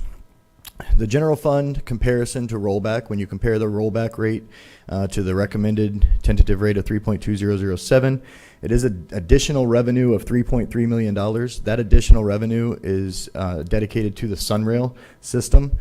That is the increase in our budget for Sunrail funding for FY25. And that is only for 9 months of Sunrail operations, so that number will go up in future years as well. The law enforcement fund comparison to the rollback rate, it is an additional $14.9 million in revenue. That additional revenue is to fully fund the sheriff's budget request to satisfy the countywide law enforcement needs. Volusia Forever and Echo comparison to rollback, that's an additional $878,000 in ad valorem tax revenue for each program. Both programs are recommended at the maximum millage rate approved by the voters of Volusia County. Additional revenue for ECHO will allow for more grant opportunities, and additional revenue for Volusia Forever will provide more funding for land acquisition and land conservation management. The MSD comparison to rollback rate, the additional revenue there is $1.5 million. That additional $1.5 million is dedicated to cover the cost of police patrol for unincorporated Volusia County. In Port Authority, our comparison to rollback is an additional $212,000 in ad valorem revenue, and we are dedicating that to the intracoastal dredging and beach renourishment efforts. In fire rescue, we have an additional $3.6 million in tax revenue. When compared to rollback, that additional revenue is dedicated to funding the union agreement. And the capital needs, we have Station 15, Station 22, and Station 34 on the list. This gives you your budgets and taxes by each of the taxing funds. Your countywide operating revenues, so this is just the net operating budget of $1.3 billion. So this gives you the operating revenues by category. I'll point you to the appropriated fund balance, the 36.8% on the left-hand side. That amount, it will directly tie to our reserves on the next slide and show you your use of fund balance in this budget. That is prior year savings, prior year set aside. So that is not new money. That is all prior year money. The countywide operating expenditures, the reserves there listed at $377 million. When you compare that to the appropriated fund balance, we're using over $100 million in one-time money to fund this budget, and that is mostly for capital needs. And these operating expenditures are broken down by category. At this time, I can turn it over to you guys for public participation. Councilman David Santiago. I was going to make an observation. It looks like we're all going to have a very safe escort to our vehicles tonight. Very safe. Everybody should feel Depending on how you vote. Gonna say that. Thank you, Mr. Chair. Nice to see you guys here. And women. Councilman Reinhardt. Thank you, Chair. Real quick, just a comment for the public, since we're not ending the meeting at 3 in the morning, and hopefully many of them are still awake. There's been a lot of conversation in my district with respect to the homeless shelter. And I wanted to say for the record, in case they missed that meeting, that we are discussing that at a future meeting that is not inclusive of this budget. But again, I'm glad to see all these guys here too. So I know I'm safe. Thank you. Is there any public comment? No, sir. There is none? Mr. Chairman? Okay. Oh, no, he reads it, right? I did this last time. He reads it. Sorry, Mr. Chair. All right. Wait. No. Okay. No public participation. County Council's ready to hear from you. All right. So it's up to council. I can go ahead and read the rates, and you can move forward with your votes. If you are voting, you have the option to vote individually or collectively. However, if your votes are going to vary between the funds, then I ask that you take an individual vote. Okay. Yeah. Anybody opposed to doing it all together? No. Okay. All together. So I'll read all of them, and then you guys can vote. So the fiscal year 2024 aggregate millage rate, I will stop to explain the aggregate. Aggregate takes into account all of our millage rates for all of our taxing authorities, and it kind of aggregates it to one because there is the 10 mil cap for the county and the cities. So this is our aggregate number. The fiscal year 24-25 aggregate millage rate for the countywide taxing authority, Volusia County Board of County Commissioners, is 6.8878, which is greater than the aggregate rolled back rate of 6.5317 by 5.45%. The fiscal year 24-25 operating millage rate for the countywide taxing authority, Volusia County General Fund, is 3.2007 mils, which is greater than the rollback rate of 3.1437 mils by 1.8%. The fiscal year 24-25 operating millage rate for the countywide taxing authority, Volusia County Law Enforcement Fund, is 1.5994 mils, which is greater than the rollback rate of 1.3452 mils by 18.9%. The fiscal year 24-25 operating millage rate for the countywide taxing authority, Volusia County Library Fund, is the rollback rate of 0.3891 mils. The fiscal year 24-25 operating millage rate for the countywide taxing authority, Volusia Forever Fund, is 0.2000 mils, which is greater than the rollback rate of 0.1850 mils by 8.1%. The fiscal year 24-25 operating millage rate for the countywide taxing authority, Volusia Echo Fund, is 0.2000 mils, which is greater than the rollback rate of 0.1850 mils by 8.1%. The fiscal year 24-25 operating millage rate for the taxing authority Mosquito Control Fund is the rollback rate of 0.1647 mils. The fiscal year 24-25 operating millage rate for the taxing authority Ponce Inlet and Port Authority Fund is 0.0692 mils, which is greater than the rollback rate of 0.0640 mils by 8.1%. The fiscal year 24-25 operating millage rate for the taxing authority Municipal Service District Fund is 1.6956 mils, which is greater than the rollback rate of 1.5646 mils by 8.4%. The fiscal year 24-25 operating millage rate for the taxing authority Silver Sands Bethune Beach Municipal Service District Fund is the rollback rate of 0.0106 mils. And the fiscal year 24-25 operating millage rate for the taxing authority Fire Rescue District Fund is 3.8412 mils, which is greater than the rollback rate of 3.5459 mils by 8.3%. Mine was longer than your amendment. Yes. Councilman Reinhardt. Thank you, Chair. Did the deputy attorney need to say anything first? Your name's up there. Oh, okay. Sorry. Thank you. Said. Had that happen to somebody else besides you. I was going to say, are you taking a page out of his playbook? Mr. Chair, I'd like to make a motion for the adoption of the proposed millage rates by the taxing authority, adoption of the proposed budget for fiscal year 24-25 as presented. Motion is to approve the budget and millage rates as presented by Matt Reinhardt. The second came from Councilman Robbins. Any questions? Any discussion? All in favor say aye. Aye. Any opposed? Wow. And the budget is passed 7-0. All right. So this is to adopt the operating and non-operating budget. So the operating budget is $1,322,153,057. And the non-operating budget is $257,428,775.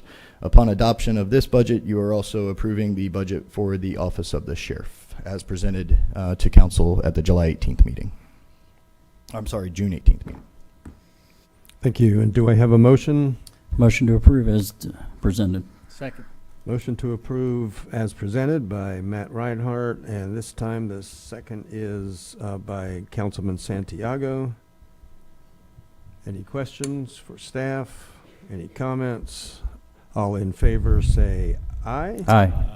Any opposed? The budget is completed. And you have 2 months till you start again? 3. Okay. I see Mike's here. He's buying lunch tomorrow?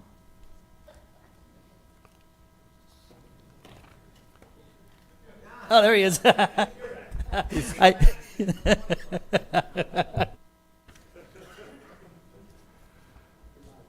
Okay. All right, that does conclude the budget hearing, so we will go back to our normally scheduled meeting so that we can have the staff and county council closing comments. I'll give it just a minute or two to let the crowd noise thin out.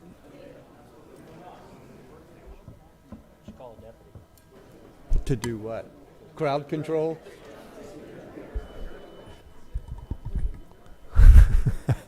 These guys at the courthouse make you stay quiet. The guys at the courthouse? No, the bailiffs. The sheriff.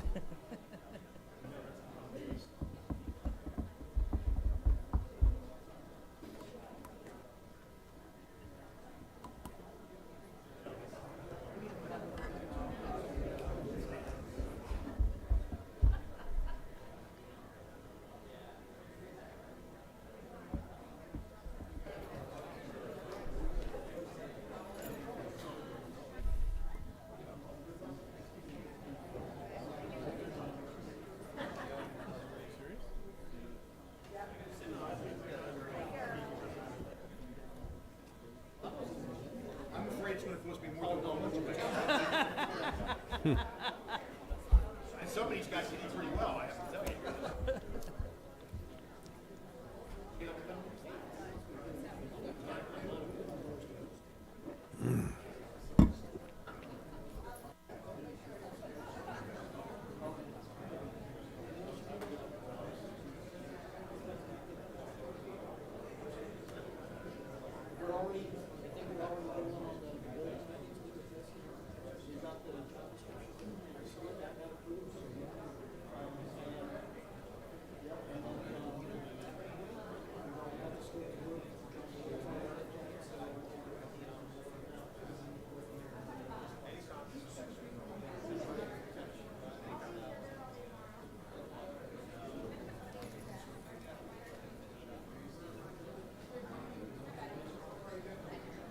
Mr. Chairman, motion to reconsider the budget?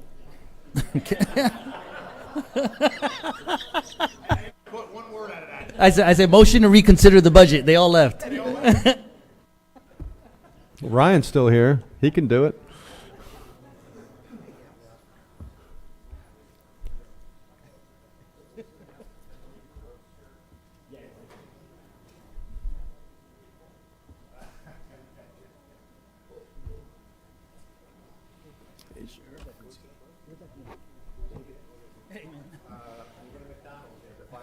There we go. We'll split it.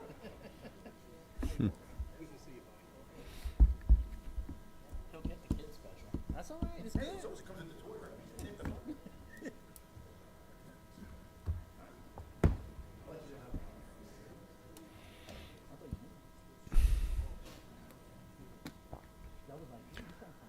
Okay, it seems to be quiet in the house again.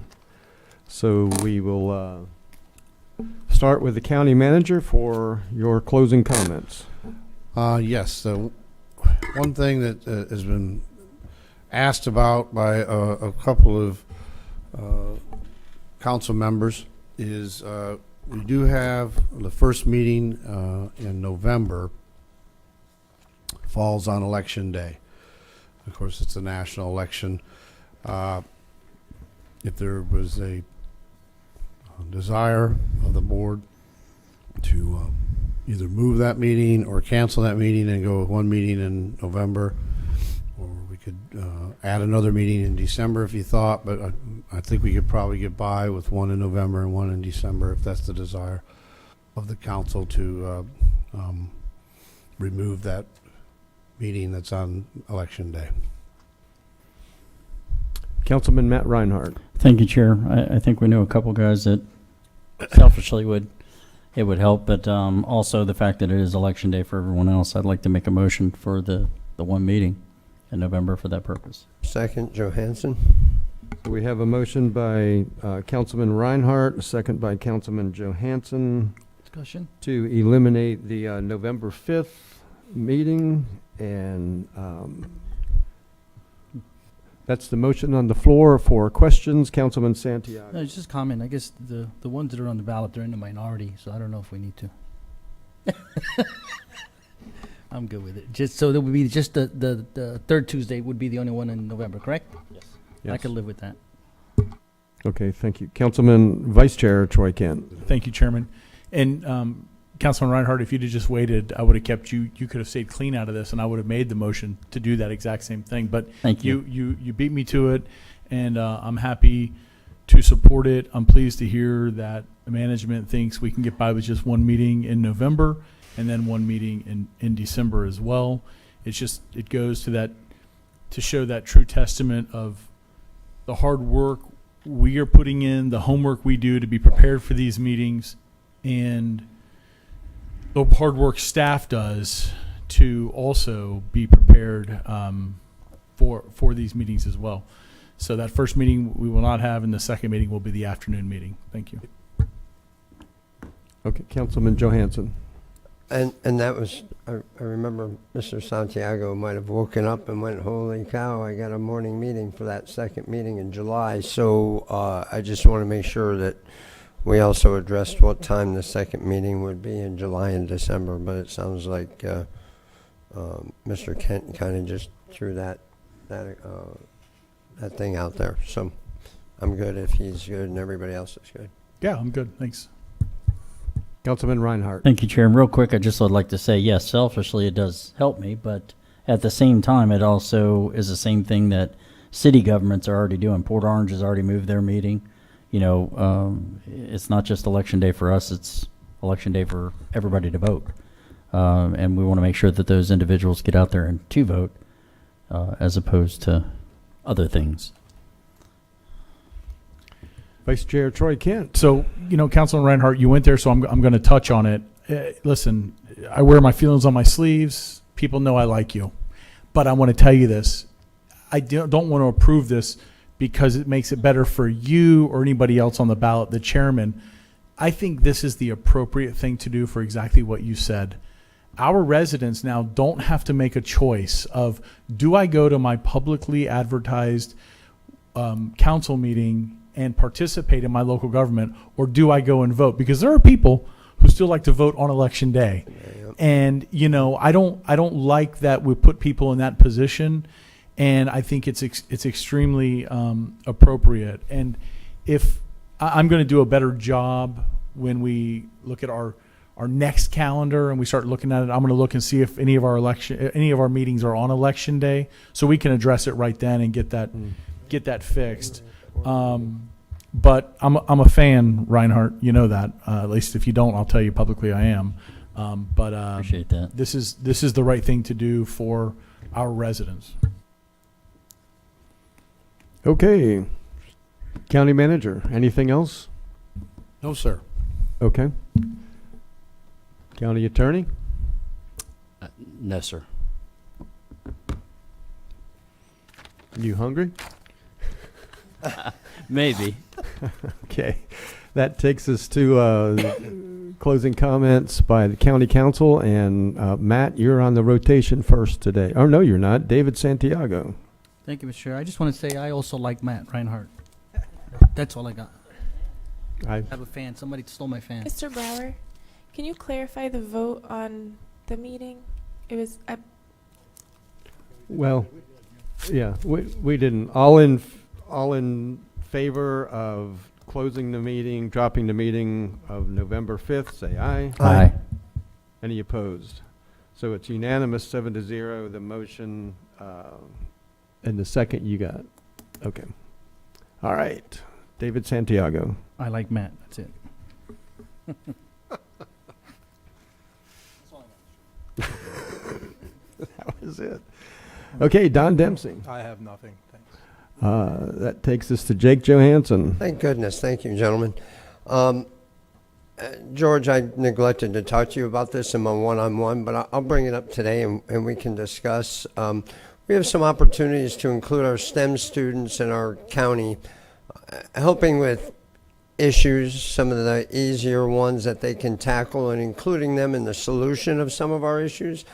I really would like to know if we can identify some opportunities where we can include Volusia County Schools STEM students in a county and private sector, public-private competition to come up with some solutions to problems that we haven't had time to address, or things that we think that the STEM students could tackle and succeed on, and provide us some out-of-the-box solutions that maybe we haven't thought of yet, or things that they can come up with.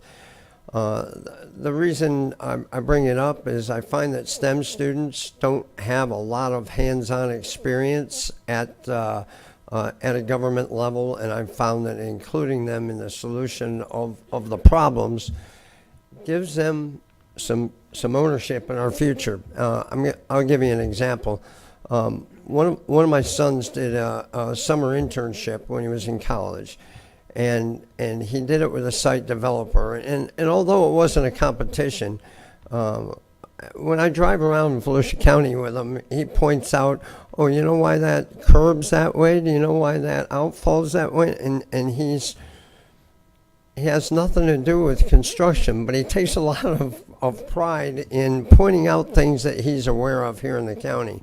Or, I'll mention something about it, but a developer will go, well, I'll tell you why he's got that problem. I'm like, and he's a sports advertising kid. So I want to provide that opportunity to other high school students before they go off to bigger and better things, and maybe even catch the government itch and come back and work for us. So I can work with whomever you'd like, George, to identify a few private sponsors and coordinate an opportunity with Amy Monahan, who has no idea I'm doing this, so I probably need to get back in touch with her. And at the end of the day, we'll allow the private sector and some of our folks, Ben Bartlett's team, to judge them and maybe even use one as a beta program. So I'd like to start moving on that. I would also like to ask council and staff if we can bring back the medical tax lien item for discussion. We asked staff, I think it was Councilman Santiago asked staff to look at the EMS impacts and if we can capitalize on that. And I have a good understanding of the chiropractors' concerns. I think we can look into that. And I've also talked to the hospital, and they're willing to bring it back forward. So I'd like to get that on the agenda here as soon as you and the chairman can fit it in. With that, I'll make a motion to add the medical tax lien to a future agenda that'll work for the hospital and the staff, but no later than the first meeting in February. I think that gives us plenty of time to get our act together. I'd second that. Thank you. Okay, so the motion is before the first meeting of February to bring the tax lien issue back to council. Motion No by- later than. Yeah. No later than. Motion by Jake Johansson, and the second was by Councilman Reinhardt. Any questions? Yes, just one brief one. My mind's pretty sharp, but sometimes I forget things every now and then. Mr. Johansson, you must have known. Were you on the prevailing side, which is why you're bringing this back up? We kicked it. We just kicked it. We didn't. We tabled it. Oh, we just tabled it? Yep. Thank you. Councilman Don Dempsey. You're good? Okay. Any debate? Then we have a motion and a second. All in favor, say aye. Aye. Aye. Any opposed? And so that will come back on or before February. Jake, anything else? I have one more item, sir.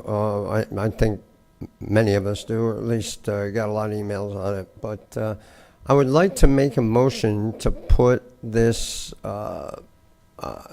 this subject of the rural area boundary discussion in the queue for the Charter Review Committee in May of 25.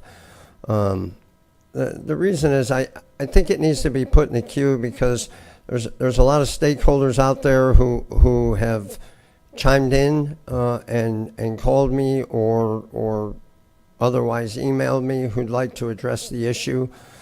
I understand that in 2006 we looked at this and our cities opposed, similar to the Orange County cities, some of them have been opposed. And in 2006 the referendum failed with 65% opposition, but that was in 2006. So I think we probably need to give it another shot. We've received a lot of email regarding the rural area boundary that Orange County voted on. I know this is of interest to many of our community. I've got some for it, some against it, but I'm finding, based on the limited knowledge I know, many of the people that are for it or against it have limited knowledge of what it's about or have only a portion of the information.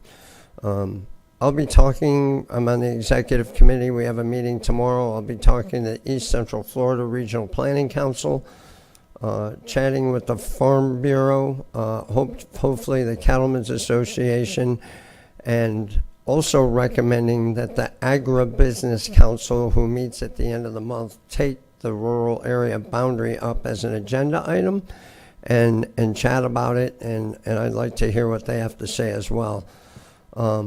Since this is an item for the Charter Review Committee, which will start to meet in May, I'd like to ensure that staff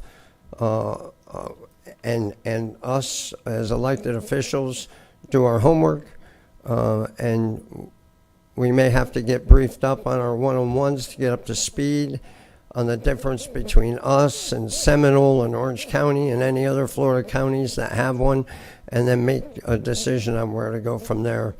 I looked at what Orange County is thinking of doing, and I looked at our map this week, and I'm not quite sure what the differences are, because Orange County, what I read and what I looked at, I just couldn't make heads or tails out of, really.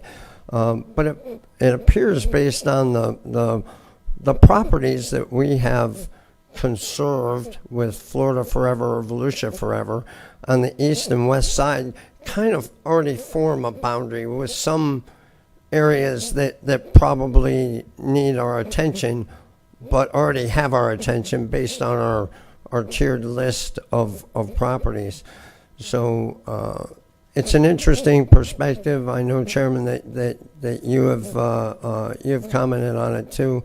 I think it's important that we take the time to take a look at it, and I don't think we can do a referendum vote till 2026 on it anyhow. So I'd like to really dig into it and make sure we're doing the right thing, and make sure all the stakeholders have their say, and so we can move forward in the best way possible.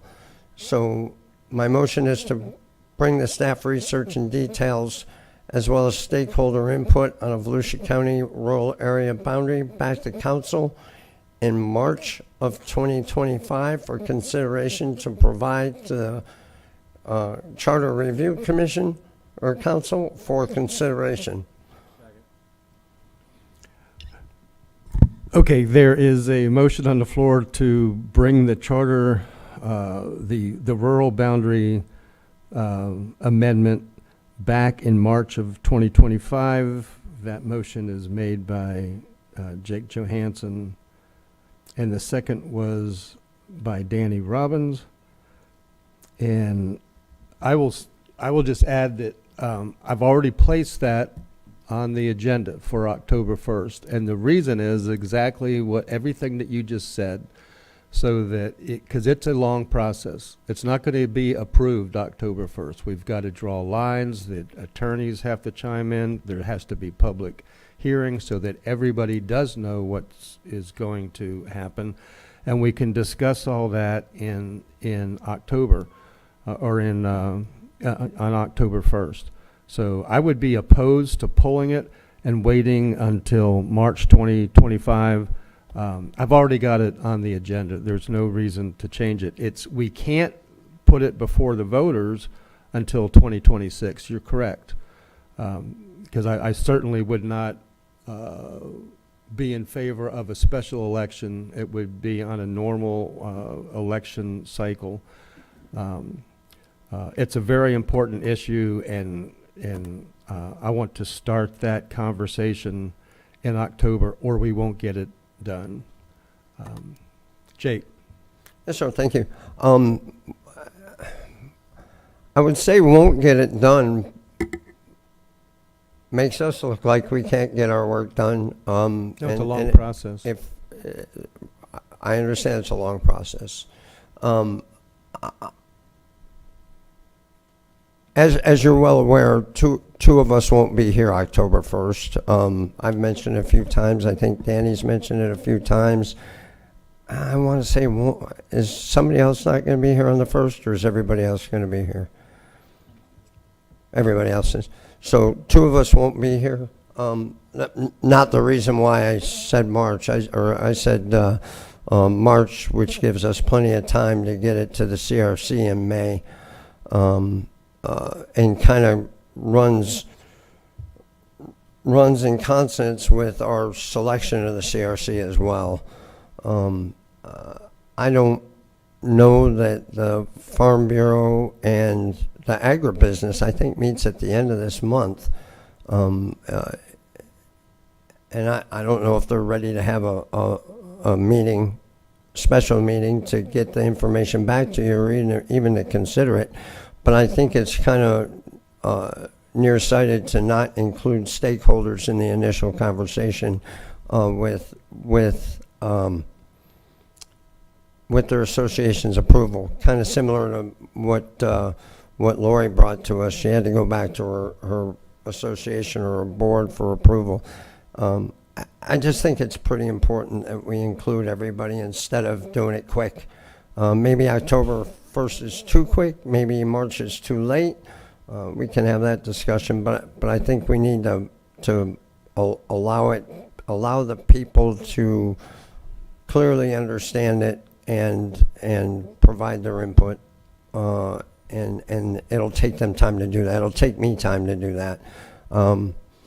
You know, a lot of items we rely heavily on staff input and staff reports, but I also do my own research, and I want to do that research given the opportunity. Thank you. Okay, let me just say again that I've already put it on the agenda for October 1st for the purpose of starting the conversation so that everybody can get that information. I had no idea that there would be two people here, but that shouldn't stop the process of something this important going on. It's not going to be approved October 1st. The only thing that would be approved is that we could do everything that you say, that the process begins, that we start looking at maps, that we bring in every stakeholder, bring in the public, because it is a long process. So that's what I'm going to ask on October 1st, that we approve starting the process so that everybody can, not to vote up and down on it, but vote up and down on whether or not we even start the process to discuss the issue and get everybody the information that they need. Councilman Robbins? Yeah, thank you, Chair. We're dealing with all these boards. I think we have less than 13 days. In business days, it's even less than that. Ms. Johannes brought up a lot of good points with it. There's more than 2 years for this to take place, and I think handling this in a fashion just like baseball, going through all the bases, because of the importance of it, Chair, and I agree with you on that. But we do have 2 years for this, and we have to get a tremendous amount of stakeholders at the table. I don't think we can do that in 13 days or less, and do this rate to get them there or here at the council meeting. I want to follow a good process or make a good process with this, and that's where I'm at right now. But Okay, Jake, and I support you. I'll Thank just you. reiterate again, because I don't think you're hearing me. That's what I'm going to do October 1st, is start the process to get the information out to everybody that needs to. It's not going to be to say, yes, we're going to do it or not, but to start the process so that the public can be well informed. And I understand that. David Santiago. I understand that, Chair. Real quick, excuse me. I understand that, but I also believe and agree with Mr. Johansson that putting it in front of the Charter Review Committee, because this has to go on, and it's going to be a charter amendment, is an important step in the process, and I'd like to have that go through first, as Mr. Johansson stated. Thank you. Well, I'd prefer not to kick our responsibility, because the county council can do this. It does not have to go to the Charter Review Committee, so I would prefer not to kick the can down the road. It's a long process. But what you're saying, Chair, is that we're taking the voices away from some of these partners by not going through this process. Not said that at all. That's entirely false. You just did. We get an agenda with items we've never heard about twice a month, every month of the year, and we could say this about every agenda item. Well, I haven't had enough time to think about this, so let's roll it down the road. We deal with it, and this is one that will actually give us a long time to discuss it and consider the ramifications. Councilman Santiago. Thank you, Mr. Chairman. I've heard both positions on this, and interesting subject. But if I look at it objectively, I think by you making this motion, Jake, we've started the conversation. And Mr. Chairman, you're saying at the same time, I don't want to vote on anything. I just want to start the conversation on October 1st, is what you're saying. But by Jake's motion, he's basically saying he has started the conversation. And to start that process, and he is setting a date of March. That if we vote for it, we've started the conversation. To schedule some work to be prepared to be brought to us, and some steps to happen in the meantime between now and March. So I'm okay with the motion because it's to start the process. In October, we're not going to get anything done. We're just going to talk about, here, this is the idea. Let's begin the process to get bodies together to discuss this, which is what we already just did. That's why I don't see anything different. So Well, there's a lot different. What the motion is to postpone the process until March. I don't see that, Mr. Chair. I was really looking for that argument, but I don't see that. State your motion again. Didn't you put a date on it? Yeah, it is. I've already put it on the agenda for October so that we Mr. can Chairman? start the discussion. Number one, we don't, do we have a draft copy of the October 1st agenda? We haven't even had the agenda meeting yet. But it's on the agenda, but you haven't had the agenda meeting. I've What I'm said- getting at, Mr. Chairman, what I'm getting at is, you've put it on the agenda.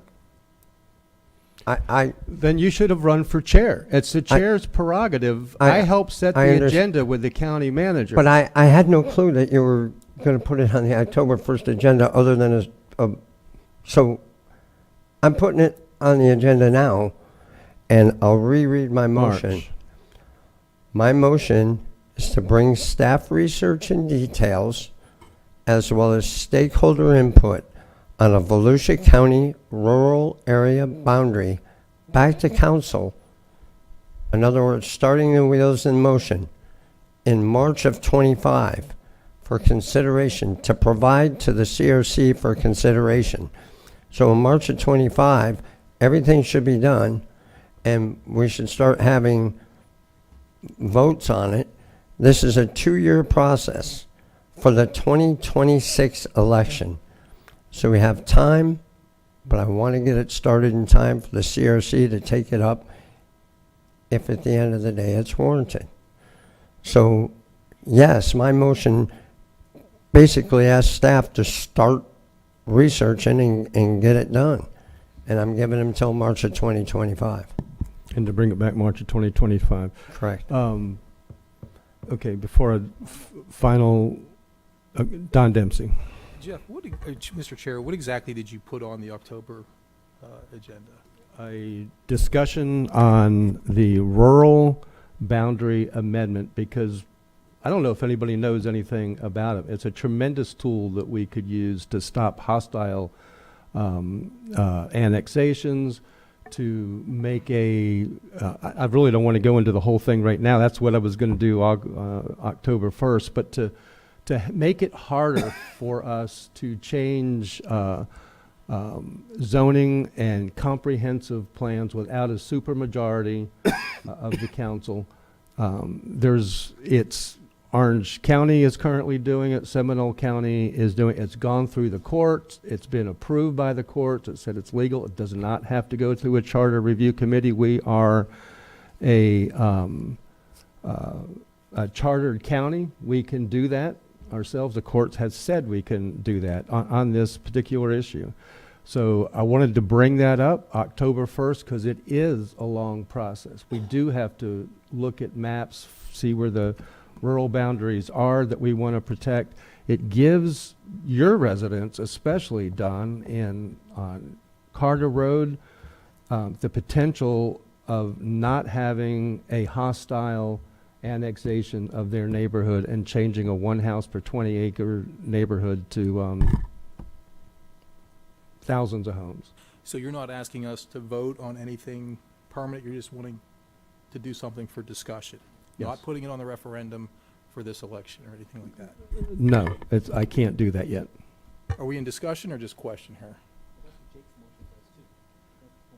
In March. Well, I think I'm gonna borrow the lines of Mr. Kent, is if it's important to you, it's important to me. There is a flooding issue on the west side. I don't know if we necessarily want to delay this another 6 months. I'm not saying, I don't know enough about it, but I'm interested because. Mr. Chairman, my motion, can I answer that? Go ahead. So this can't be voted on a referendum until 2026. Yes, sir. So nothing's going to happen quick, right?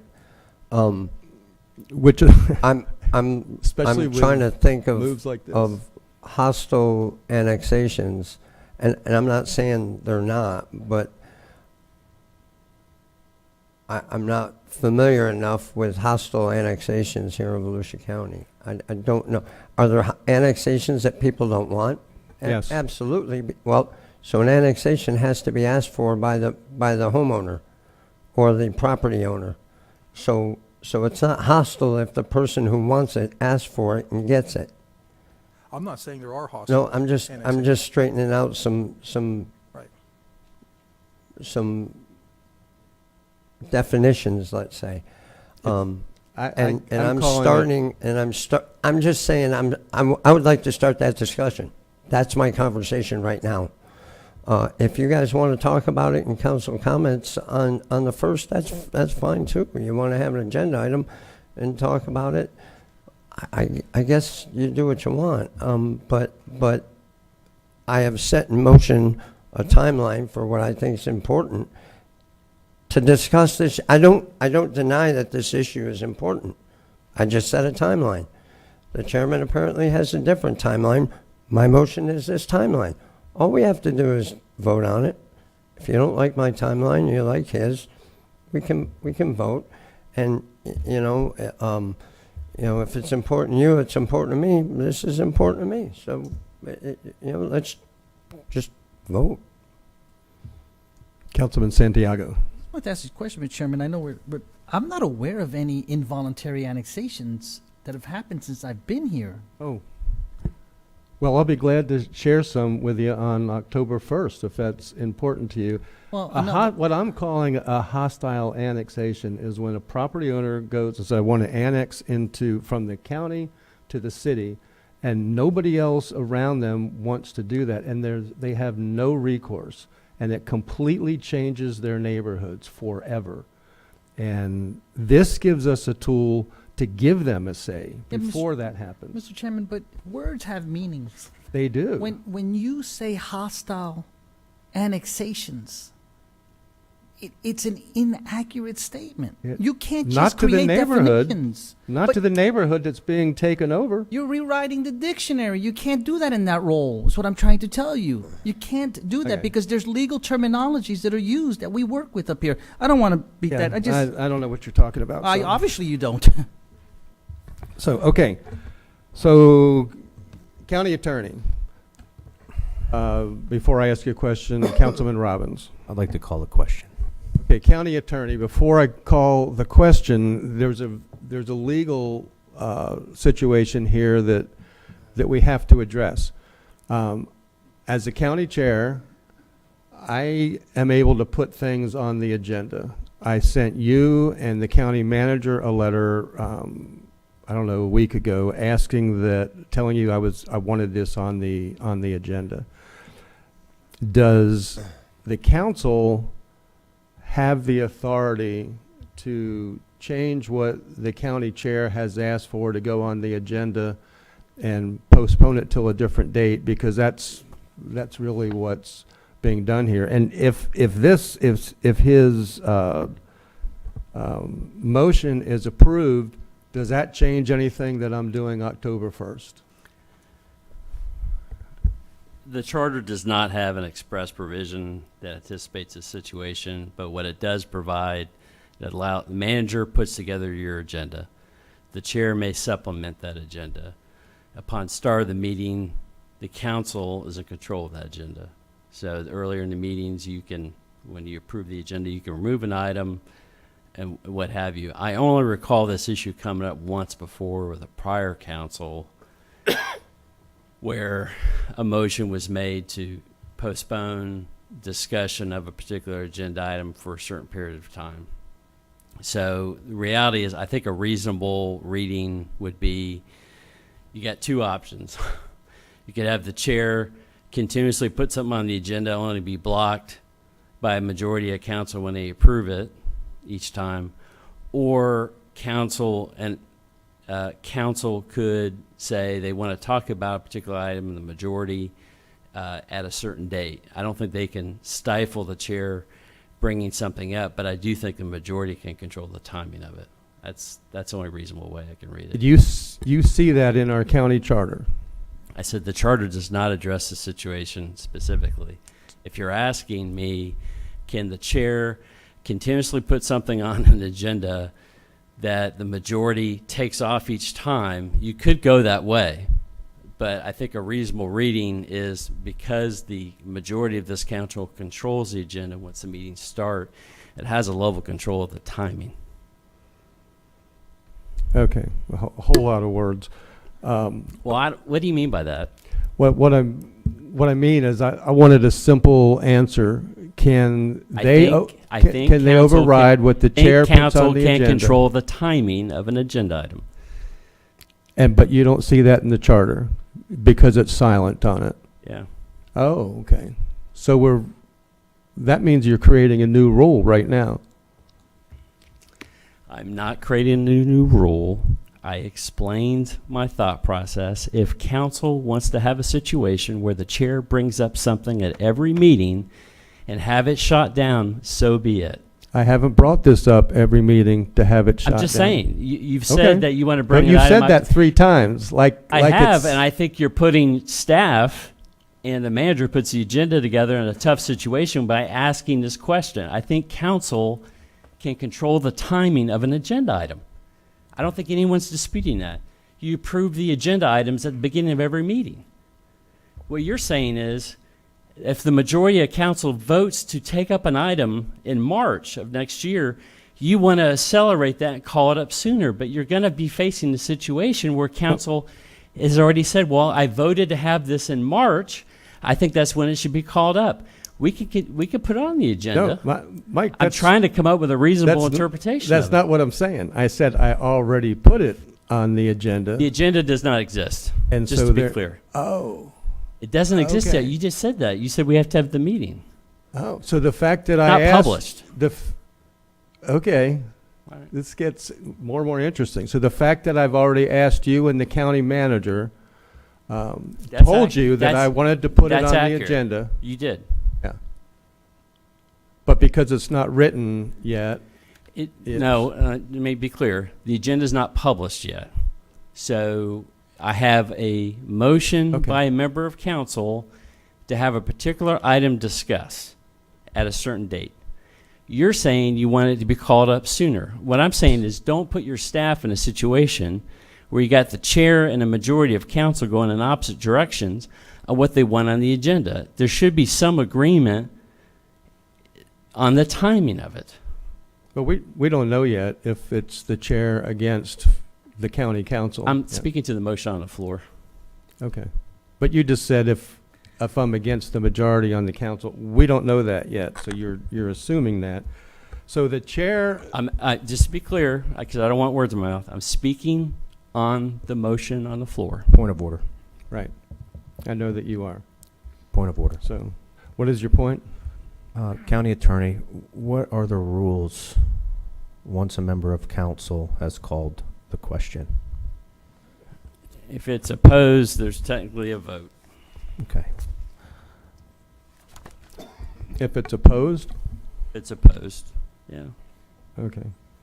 So you have asked, Danny, you have asked that we call the question without any further discussion. This discussion is really over, except that I want to make it clear to this council that We hear it all the time. If it's important to you, if it's important to me. I understand. We need this amount of time to do it. So I will call the question and I will ask the council to vote by voice on whether or not we postpone the agenda item that I've already placed on the unpublished agenda. That's not the motion, sir. Motion, Mr. Chair. Until March 2025. That is not the motion, We need sir. to reread the motion. It's not the motion. My motion is to bring staff research and details as well as stakeholder input on a Volusia County rural area boundary back to council in March of 2025 for consideration to provide to the CRC for consideration. This is a 2-year process for the 26th election, so we have time, but I want to get it started in time for the CRC to take it up if warranted. Oh, I didn't hear that the first time. What does if warranted mean in this situation? I believe the CRC has some latitude whether they want to discuss it. Is that correct? Yeah, it's a citizen board. Yeah. They make recommendations to council. Council has sometimes not accepted all those recommendations or changed them, or after the Charter Review Commission presents a report, have even added an item on their own, which is what you both are talking as authority of this council can do. Okay, but just let's be clear that that's an added extra step. The council can do this.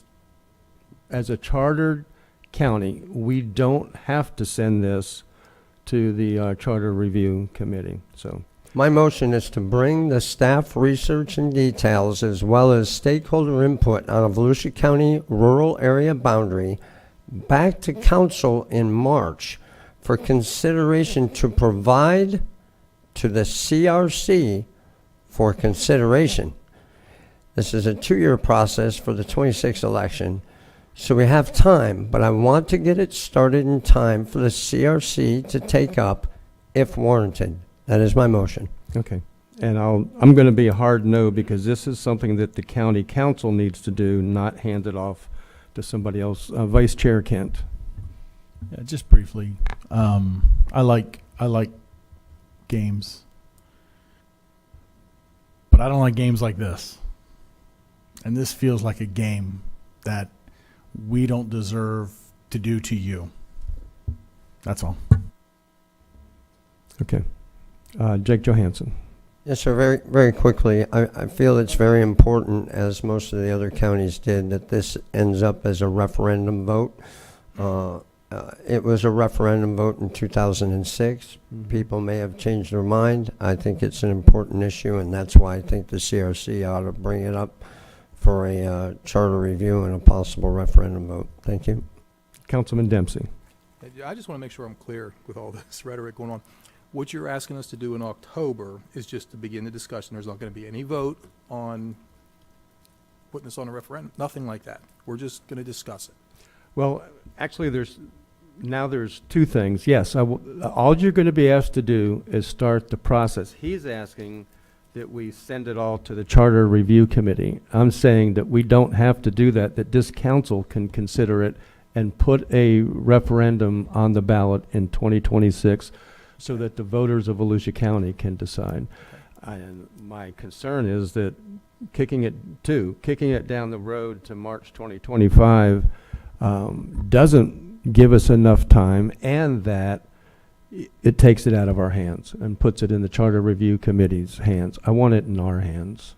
Okay. All right. Thank you. Okay. Okay. Carissa, would you call the roll, please? Mr. Santiago, Yes. Mr. Dempsey, No.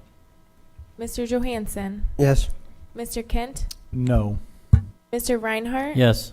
Mr. Robbins, Yes. Mr. Brower. No. But the motion carries 4-3 that it is will come up in March 2025 and go to the Charter Review Committee, and So this may be something that I bring back every council meeting. Okay, Jake, anything else? No, sir. That'll do it. Okay, Vice Chair Kent. Thank you. I wanted to start out and Chairman, not only thank you, but this council and George, you and your team, we have become a very efficient government machine at these meetings. We used to have 12, 13-hour meetings, and before council comment, because staff comment was good, but before council comment, we did our meeting and budget hearing in 2 hours and 13 minutes. Spectacular. So I applaud those that are creating the agendas, and I applaud this elected body for working efficiently and being prepared for these meetings. Delta, 45 years at Daytona International Airport, incredible. And if Lynn's still in the house from the Ocean Center, Miss Flanders, I'll just say I'm excited about the possibility of those changes to the Ocean Center to help bring in more concerts and musical acts. Last but not least, I want to wish a very happy birthday to Tim Redamosa. Tim is my son-in-law. He is 30 today. And the conversation I had with him about how great your 30s are, I think was exactly what he needed to hear. But he is, if you could choose a son-in-law, he is who you would choose. He loves our daughter. He's an excellent provider. He is a fantastic father. And I just wanted to say happy birthday to you, Tim. We're fortunate to have you in our lives, and your family is very fortunate to have you as well. Good night. Does he like his father-in-law? Okay, Councilman Reinhardt. Thank you, Chair. One issue was already hit on tonight. I will hit on another one. With respect, I don't want to keep bringing up and beating a dead horse. I don't necessarily see why we couldn't continue to discuss this on October 1st. To give us a little more information, that's fine. We voted on the process to be started. So, and I think that's what essentially what October 1st was going to do, was to start the process. And I get that. One other thing, there's not a lot of information I understand about it either. So I want to know more. So I have no problem learning more. We can discuss it all the time. So it is an important issue, and we have all received a lot of emails about it, and I think it is important to discuss. So I'm open to that. So anyways, also... Voted against it. It's postponed till March. So okay. I can't bring it up next week.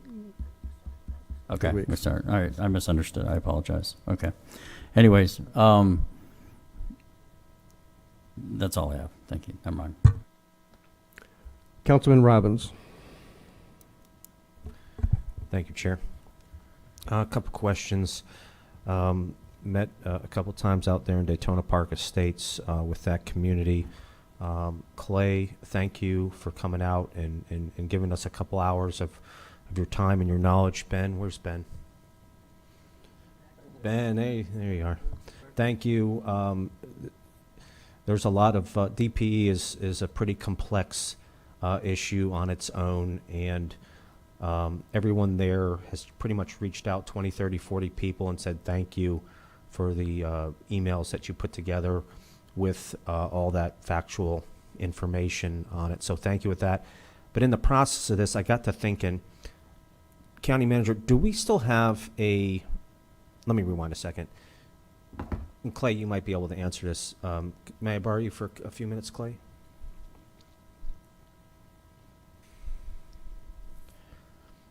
We identified in that meeting a portion of those lots are in like a floodplain area that have vested rights. Yes, sir. Do we still have a small lot acquisition program? No, sir. That the small lot acquisition was identified as part of the Volusia Forever and it was done in conjunction with St. Johns River Water Management District. We are still utilizing it, but primarily in like the Cape Atlantic Estates area, because that was where it was originally targeted. I don't believe the Daytona Park Estates is identified as part of any of the map A areas, but Brad's coming up to save me on that answer. And I was just thinking here of just an outside the box. I didn't know if that would be an option for folks to take some of those problematic lots.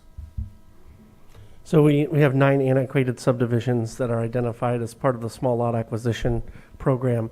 That was part of the original program. We haven't looked at that in a while. We can certainly do that. But really it was because there was no infrastructure in those areas.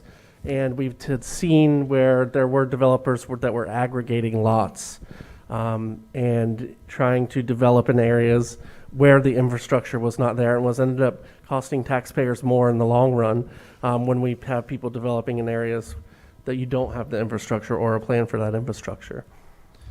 Would it be, and I apologize because I just don't know, would it be possible to look at in the future, if anything, anywhere in DPE that may, you know, way in the back where it's not, where there's no utilities, there's no nothing, where can we see if any of these may be eligible to fit that program? I'm not looking for a commitment. I just certainly, just like your Volusia Forever committee came with a goal last year of looking at a boundary expansion of the corridor. You know, we can look at them, have them, because it's Volusia Forever dollars. I would recommend using the advisory committee to do some evaluation and recommendation to council. And if we can just make a note of that, I would just be willing to explore it and take recommendation from the board, if possible. Right now, you have approximately 3,300 total lots that were part of Daytona Park Estate subdivisions. Of that, there was roughly 2,900, so there's 400 that are not vested. The remaining 2,900 have been vested. There's approximately 1,500 that have been built upon, leaving roughly 1,400 that are still yet to be developed. Of those 1,400 that are left to be developed upon, 900 are in the floodplain. So we will work with Brad's folks to see if we can come up with viable criteria to identify this is a potentially antiquated subdivision that could meet the criteria for the small lot sub. Yeah, because if we can combo any of those lots together and make a bigger, I mean, that would only, but thank you guys. And real quick, I don't have much more. Council, as you probably know, we had a tremendous downpour storm that took no prisoners in Florida Shores down in Edgewater. In less than 2 hours, we got approximately 8 inches of rain, and it impacted the streets in the system there. The mayor and the city had reached out late that night, 11, 12, 1 o'clock in the morning. We were on the phones with each other, kind of coordinating efforts. Ben, his crew's out there, county manager, everybody was right on top of it. So thank you for that. There was also some issues that were reported by residents down towards the end of Florida Shores, which is still within the city, of possible development that they approved with a pond wall that breached and a pump that was running. And that's just allegedly at this point. I did see some videos out there that were pretty clear, but I'm not in a position to make that assumption yet, but I hope that we can all come together, and if there was something that we can do or prevent in the future from that happening, that we all collectively do it. And thank you again for providing that mutual aid, Ben and George and the county manager to the city of Edgewater. They really needed it. In less than 12 hours, the water was gone. I haven't heard of any homes officially reported, but I do believe that there was a couple reported. So if any of our community folks, community aid folks, can keep an eye out for some of those cases, I'd appreciate it. Furthermore, last night there was a City of Edgewater meeting. It was pretty emotional. There was a lot of valid complaints, and I applaud the city for making the time to listen to their residents, see how we can collaboratively address some of the issues. I'm proud to say that our assets were immediately checked on the 14th, which was Saturday night, and it was reported back that all of our stuff was functioning in the area and maintained in the area. And so thank you for that. But there were some remarks made at the meeting that Hurricane Irma and Ian showed us where all of our weak spots were, but the county didn't act on it. So I just want to take a minute and go through with a couple departments on briefly some of the things that our team has been doing, council, over this last year or two since Hurricanes Irma and Ian. Ben, with Public Works, do you have a minute?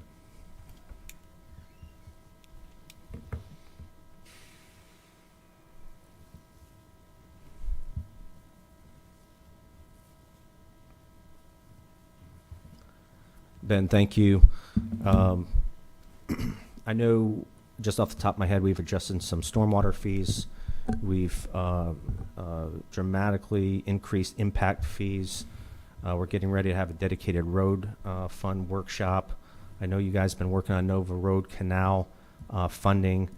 Can you provide us with any accomplishments that we have made forward in Southeast Volusia, or reclamation, our aerial canal and 10th Street projects, and a dollar amount that we've spent on those? Yeah, we've had quite a few projects in stormwater-wise in the southeast portion of the county. You mentioned Ariel and Gabordi. Those were multi-million-dollar projects that we worked on that not only address water quality but help with some stormwater improvements down there. We are actively maintaining all of our canals in that area to ensure everything flows as it should. We've done a series of flooding projects that have addressed some floodings in areas, Holly Hill, up in the Rio Way area, as well as down in Orange City. So, throughout the county, we've, as these storms come in, we've identified areas where there's issues, and some storms have different issues than others, and then we work to address those so they don't happen again. As far as Ian goes, we're at this, at council's direction, we're moving forward with updating our studies with information from the most recent storms, as well as current land use, so we can identify capital projects that we can construct to address some of the flooding that we saw during the most recent storms. And we're going to continue to do that, and we'll be bringing those back to council periodically, to look at and to approve those capital projects as they come in. Have we been working on a flood analysis study with Edgewater? When we had I briefly talked to you earlier today, but is there something that we're jointly working on where we can get them some funds that you guys so the city, proactively yeah, done? the city of Edgewater is in the process of doing a master stormwater study of their city and all of their assets. We've had staff level discussions about including, we have the Gabordi Canal, the Ariel Canal. We have, a few assets in that area. We don't have anything in Florida Shores, but we do have assets in Edgewater that are tied to that watershed basin. And so we've talked about, and we'll be bringing at some point, hopefully an agreement with the city of Edgewater on a joint project agreement to work with them on funding portions of the study and working with them to develop a series of projects that can address not just some of the flooding concerns with the city, but some of the issues we have, with our assets as well, and hopefully a series of capital projects that we can work together on. We've worked with them on the Mosquito Lagoon Reasonable Assurance Plan, and I'm confident that we can work with them on that as well. Thank you. And I know the conservation efforts that we did today, that 2,000 acres, in addition, that other 1,800 that was back there, Brad, was that correct that 1,800 is contiguous or touching, or?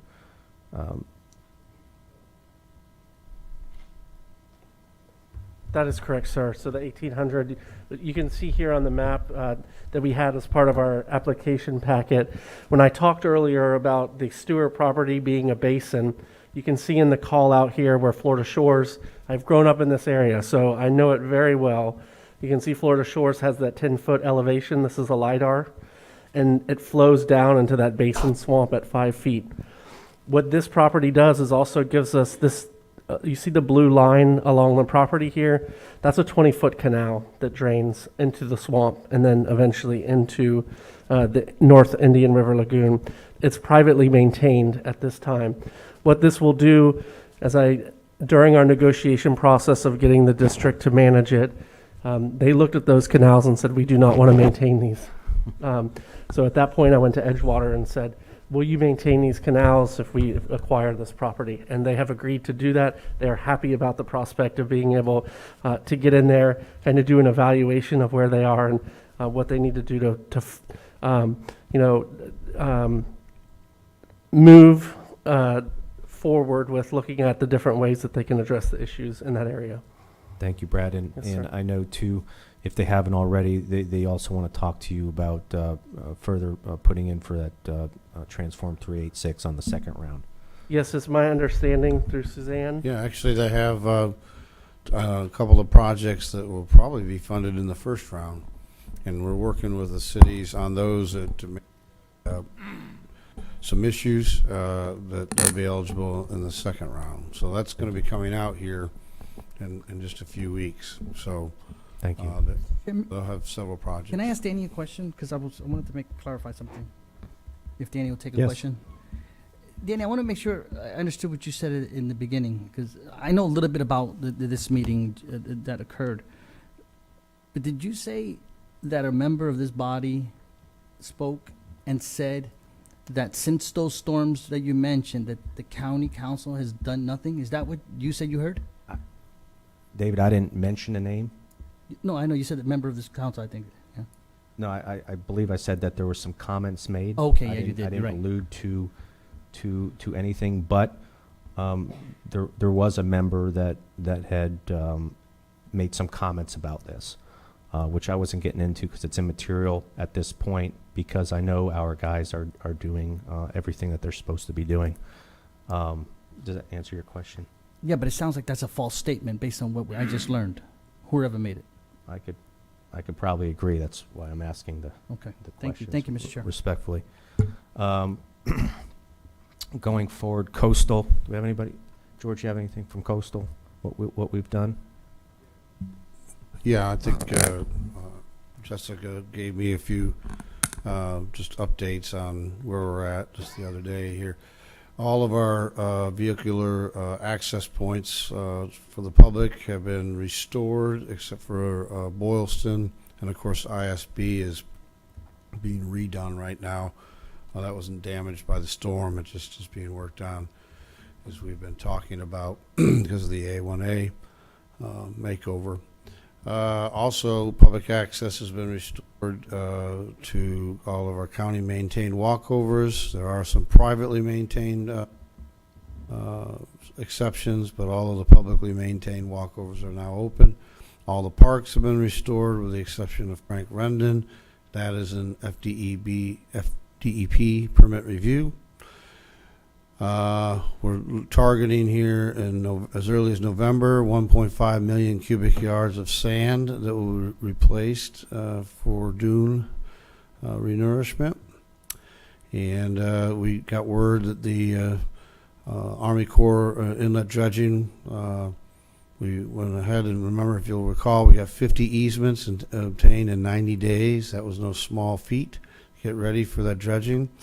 There'll be the offloading of Rattlesnake Island. We'll be getting the sand off of that. We worked with Find, who was kind enough to help us with that.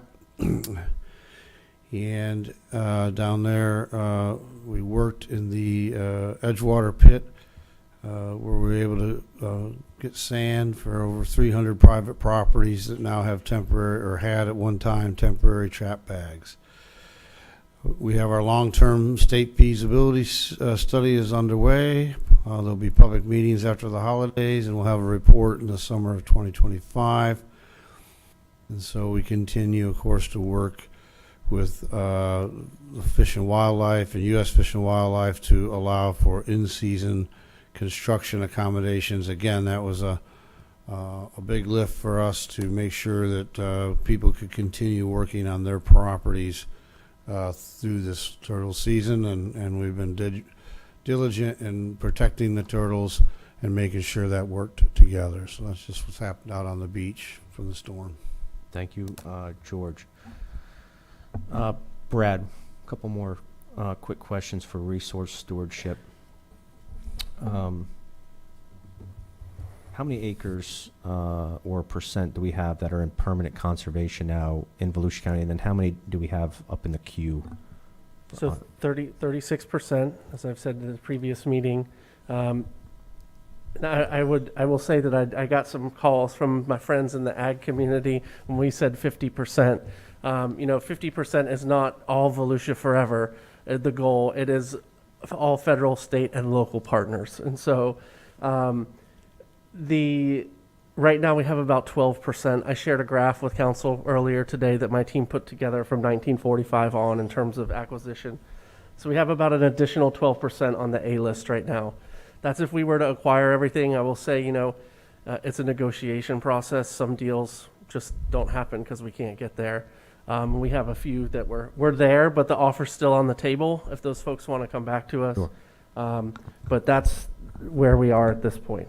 Do you know how much money we've roughly spent in the last few years? Is that too much of a question? No, we've so with our partner money, I think we've spent about $7 million, and our partners have spent about $9 million. So we're in a real good position right now where our partners, we use our dollars to leverage their contributions. And I know we had discussions, Brad, and we try to do overall as a county, including the cities, like a 1-for-1 on conservation of building. But what we do in Volusia, unincorporated Volusia, would you say we're 3-to-1, 5-to-1, 10-to-1 in terms of amount we conserve? Because we're conserving a lot of land to the amount, because we're not hardly building an unincorporated Volusia. I would want to provide you an accurate number while I'm standing at the podium, and I don't have that at the top of my head, but I will certainly share it. In comparison overall, I think that would be an important number to have in terms of the county's role in conservation and what ratio it is. Thank you, Brad. Clay, you're up.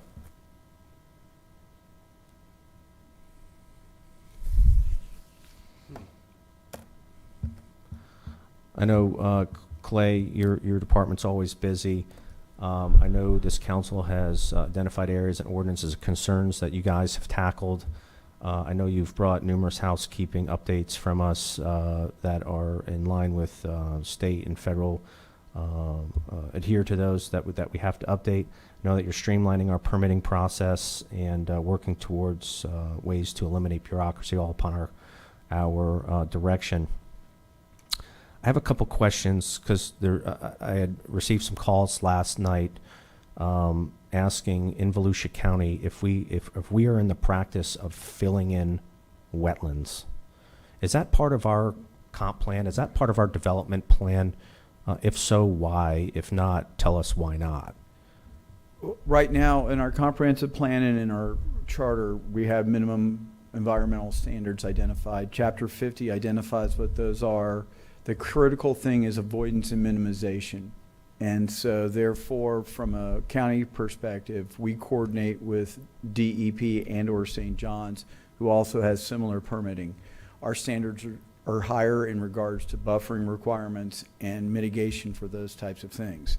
So therefore, if, say, you have a situation where access to the uplands on your property requires the installation of a road, we would allow for the road to go through, because otherwise you're not getting access to your property. Right.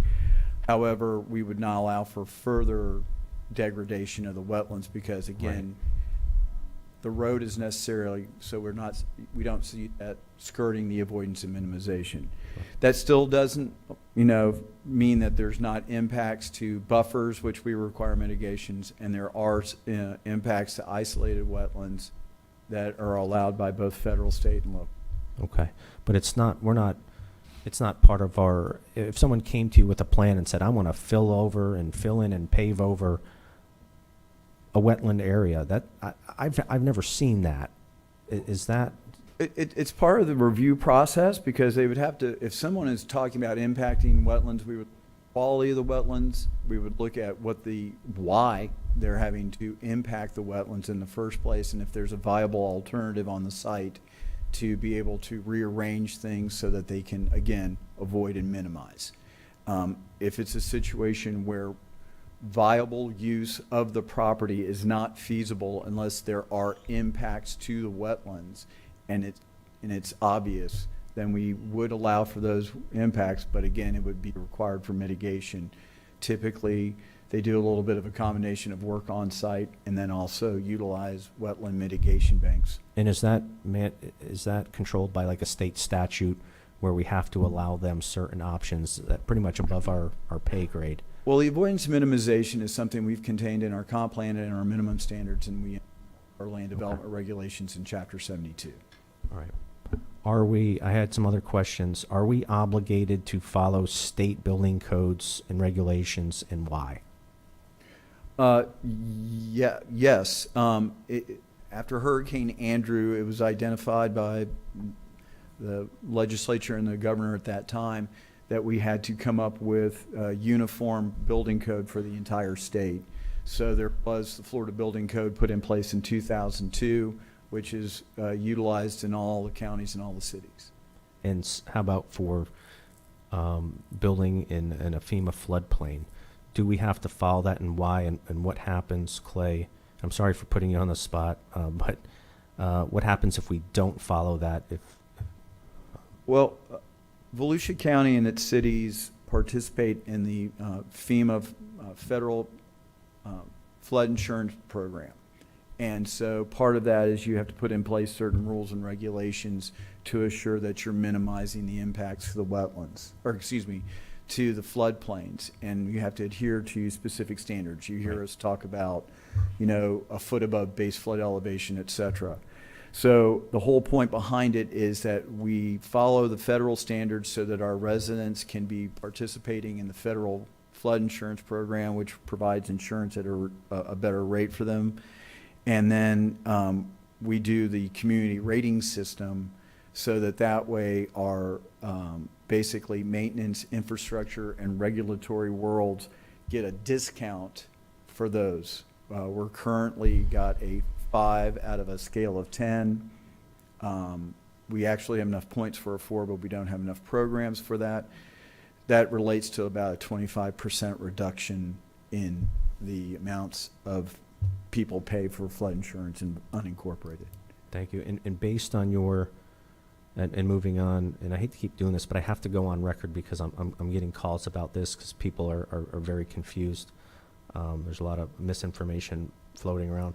If somebody has vested rights on their property, based on your training and experience, what legal options does council have legally? What are we up against if somebody has vested rights on their property? Chapter 72 of our code identifies what vesting is, and so it talks about how you can't just we can't just issue building permits to properties unless we can prove that they're legally subdivided, vested, and meet concurrency. And so vesting is one of that part to verify that a property can be developed upon. Once it's met vesting, if it complies with the land use, or if a proposed development complies with the land use, the zoning, or land development regulations, we would be obligated to issue those development orders. Excellent. 2 more. Annexations. Who initiates an annexation? Annexation is a wide open area. You can have votes of an area, to annex. You can have private land. What most of the annexations we see are private landowners who are contiguous and meet the requirements of Florida statute. They voluntarily annex into the cities. That's the majority. Otherwise, you can have either city-initiated attempts to annex areas that are in the unincorporated, but that would require a referendum of the registered voters in that area. I see Paolo off to my left in my peripheral, so he can give you much better information about the It's okay. statutory requirement. You're hitting it, Clay. But I mean, there's a couple different ways for annexation to occur, but you know, most of them, if they don't include voluntary, would have to be subject to some sort of referendum. And if a person voluntarily does it, if they meet the requirements, are we allowed to deny it if they meet the requirements by statute, or are we kind of compelled to annex? Does that make sense? Well, if an annexation, I apologize. a lot was said last night, and I'm trying to. An annexation in a voluntary annexation means that I, as a property owner, own 10 acres. I'm contiguous to City A, and by annexing, I'm not creating an enclave. Then it's a legally defended. I don't know what's. I'll have to defer to my friends, the attorneys, as to what could be potential legal battles against it. But technically, that's compliance with state law. Okay. If they are creating an enclave, if they're not contiguous, if they're trying to utilize right-of-way for gaining contiguity, then we can identify that, and we can object to the annexation. So in summary, if they do 1, 2, and 3, they're good by state statute, because that's what it calls for. Yes, A, sir. B, and C. Okay. Lastly, do we vote on projects inside a municipality, on city projects at all? Do we have a say-so on city projects? For instance, if somebody wants to build a subdivision within the city, if someone wants to build a house, this is a stupid question, but I'm answering it and putting it on the record for, I shouldn't say stupid question. No. The involvement of the county with the cities, with their development review, ranges from a comp plan down to really subdivision and site plans. And so at the comp plan level, as you've heard from Mike and Paolo in the past, that's a legislative function. We have, through the Volusia County Growth Management Commission, the ability to comment if a city is proposing to do something that we object to. With the last go-round of the charter review, they changed the rules, so our focus is really impacts on our infrastructure and utilities and those types of. So if we see someone is proposing a comp plan amendment that's going to overtax and create problems from an infrastructure perspective, and there's no solution identified for that, then we can object. Then once you get into the zoning, typically, unless we're an adjacent property owner, I don't know if we can, I'll have to defer again to Paolo, but typically, unless have standing to object to the rezoning, then we can't do that. Once it's got the land use and zoning similar to our standards, it can then go into the subdivision and site plan. Subdivision and site plans, where we're going to look at it primarily from impacts to thoroughfare roads and if we are the utility provider. Right. But the overall project, if I was a single home builder and I wanted to build a home off of 442 and Umbrella Tree, that's not something that would come before us to vote on. No, sir. The only thing, we would collect impact fees. Thank you. Thank you, Clay.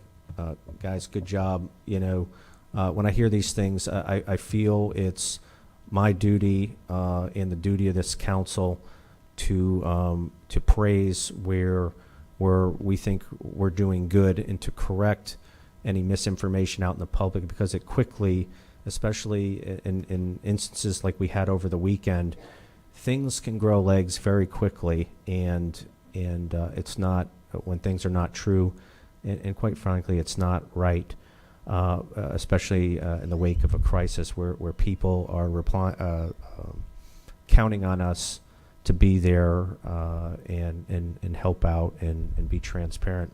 But thank you guys. You know, I'm not one to sit here and say nothing. I'm more of a person to stand up, and many of you are as well, to face some of this stuff head on. And I look forward to conversation, hearing more about what we do as a team in the future, and the hard work that our team and our council members are doing day in and day out. So thank you guys very much. You answered and clarified everything my constituents asked of me. Is that it? Okay. I got to hand it to you, Danny. That was usually closing statements by council members are pretty spontaneous. That was well orchestrated. And okay. And I'm glad that everybody was so prepared and had the files that they needed to answer your spontaneous questions. As you probably knew, Santiago, I was at the meeting last night. I was actually invited by an Edgewater council member to come. And I also talked to every person on the council when they took a break. Talked to them about Transform 386 and the money that was available. I'm glad to hear that they have something in there. They didn't think they did, so maybe their city manager will clarify that. What I didn't do is criticize Ben Bartlett or anybody else. I never do that. Ben Bartlett has been a go-to guy for me anytime I have an issue. What I did do, you're absolutely right, is say that in the 2 hurricanes that came, it did expose all of our weak areas for flooding. That's what the meeting was about last night. And now 2 years later, we still have issues with flooding. I did not blame that on Ben Bartlett or any of the people that you just called up here to insinuate that that's what had happened.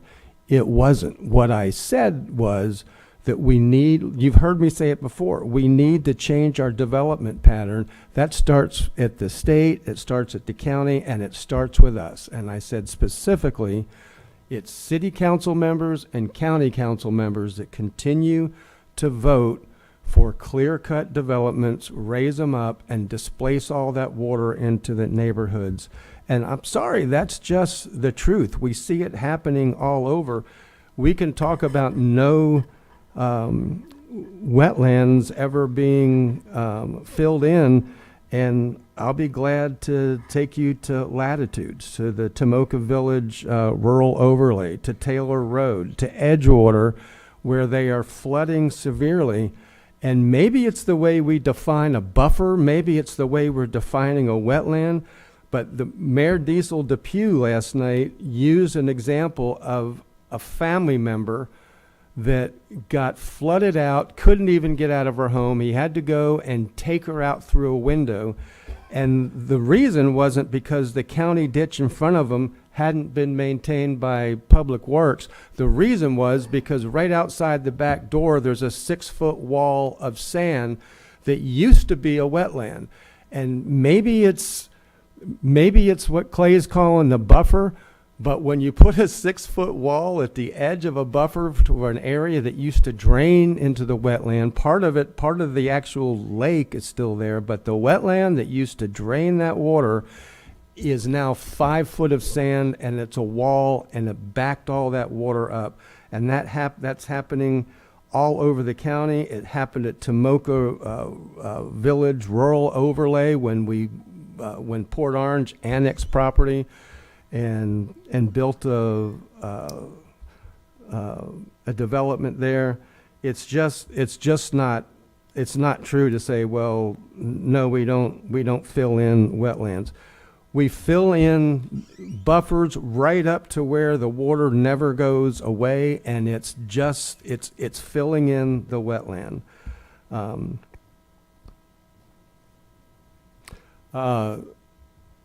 I've got a whole bunch of things on my plate here, and I'm gonna stick with them. So I'm not gonna allow you to pull me off. But you also mentioned Daytona Park Estates. I was gonna bring that up as well. One of the things that I noticed there, Clay, when I did a tour, I think before you were there, I don't even know if you went. Before Councilman Robbins and staff went and looked at it. One of the things that I noticed was the reason, I mean, it's real obvious when you go there and say it's flat, it's hard to drain, the water flows slowly, but the stormwater system is so inconsistent that you'll see a house that has a swale and culverts in the driveway and one next to it, and one next to it, and then there's 3 houses that don't. And I'm wondering why, I mean, somebody has to approve all of those houses. Why are we approving anything where a house can go and not have that swale and not have culverts? Because it affects the entire stormwater system. Is that something that comes on the county? Are we approving that, or who's approving it? Because that's what's really, that's one of the major problems in Daytona Park Estates, is that some homeowners, I think the builders are told they have to do it. This is what the homeowners tell me. The builders are told they have to do it. If the homeowner's not there, they don't. They think it's because they save a little money. I don't know what the reason is, but it is happening. There's a lot of swales that aren't there. They're filled in. When we look at a building permit, we're looking at the private property in regards to the driveway and use permit, and that's why you see Tad standing over to my right. He'll address that, but there's an inspection of that aspect to ensure that whatever existing culvert or swale is there is maintained. We require the builder to sign an affidavit in regards to how he's going to be addressing the stormwater, and we have the right to come back and request reasonable accommodations. That's why you'll see, for example, the lady who came and spoke about the problems she was having with residential development occurring around her. Our inspectors out there required on the property to the immediate, I believe, north of her, to put in basically a system to prevent the water from going over onto her property with a swale and a small stem wall and route it out towards the road. So it would be able to go to the culvert or swale that's in front of the property. I'll let Tad address the other issue. Sure. As it relates to the drainage structures and system out there just simply isn't one.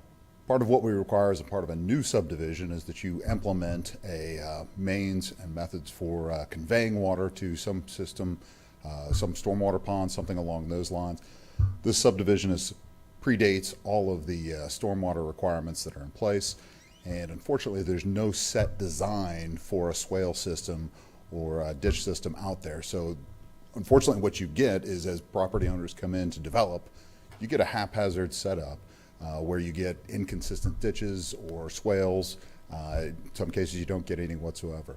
What we typically require is that there's an assumption for things as they move forward, that any new homes that go in, that the driveway connections have some type of pipe underneath to allow the water to move from side to side, as should be done if this were a new subdivision. But again, the problem we have is that without a set stormwater plan, without set grading plans for each of the individual lots, you end up with a problem that Clay just mentioned, where you've got one home that was built predating the stormwater requirements, and so it sits low versus the road versus what our current requirements are, where the home has to be at least a foot above, and then you start getting elevation differences and an inconsistent flow pattern overall. And then without a lack of design, or with the lack of design for a conveyance system, then the water doesn't really move anywhere overall. There should be a swale system established on each side of the road that would take it to a stormwater system, whether it's a pond or whether it's an existing ditch or swale that carries that water out of there.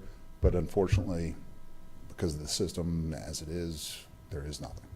Okay, so that brings up a whole bunch of questions. I'm just going to ask too. We know they're not there. There's homes being built that aren't doing what you just said, putting it in a swale and a culvert. How is that allowed to happen? Because here's the thing. You both know, and I know, that there's flooding there because of that, because people aren't following your recommendations. Put in a swale. So I'm wondering, why don't we have a stormwater plan there? What do we have to do to get it? But to drill it down to the most minute detail, do we have no control over a house that's going to flood out their neighbors because they refuse to put in a swale and a culvert? Why do we approve it? Well, I think there's a couple of different issues there, as you said. Usually when you're talking about flooding out your neighbors specifically, it's a case, as Clay mentioned, where you've got one property owner building at current standards versus a property owner whose home predates the standard, so it's at a lower elevation. You know, it takes quite a bit of work in that case to make sure the water doesn't move from that higher lot now down to that lower lot. And as Clay mentioned, you can put in side yard swales, you can put in stem wall, you can do different things, but none of that is specifically required by our code. It just says that you're not allowed to send water to your neighbors overall. So that's why we put in place the affidavit. That was really the best requirement that we could come up with, because the rules don't specifically, our rules do not specifically state that, otherwise require that. So with regard to the flooding issue overall. Wait, our rules don't require what? They don't require that you specifically put in a grading plan that pushes water away from your neighbors overall. It allows for the historic flow that currently exists. So if you've got a lot that sits even 6 inches higher adjacent to a lower lot, that water historically moves in that direction. It's, by even state law, allowed to occur in that direction. If you come out and fill it more and send more water that way, well, that's what's happening. So to get a change in flow pattern, to send the water out to the front of the lot, which is how most subdivision designs generally are set up now, then you got to go in there and add elevation. You've got to go ahead and potentially put in swales or do other types of improvements to keep it from going side to side as it may be doing right now. Obviously, it's a case-by-case basis, and it's not a problem on every lot, but certainly it's enough that it demands attention. Yeah, it's a problem with a lot of lots. And a lot of the lots that I saw are built at grade right next to each other, and one has a swale and a culvert, the next one doesn't, and so it becomes a dam. And it backs up either to the house next door or the house across the street. And I can't speak to the previous. All I can tell you is that with our current, every time we allow for a driveway connection, we require them to put in a pipe underneath that driveway that establishes that flow condition. And I'm glad to hear that. Go ahead and put that in. But no, we don't have any mass control in this case, which is, you know, part of why the subdivision rules have been developed the way they are, which requires that all of these things be put in place prior to building on any of the lots.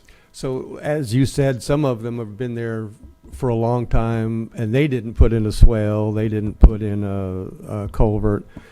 Is there a remedy? I mean, it's going to end up being really expensive to go in there and put in a stormwater system. Is there Transform 386 funding for stormwater that can go in there and repair that? What recourse do all the homeowners have?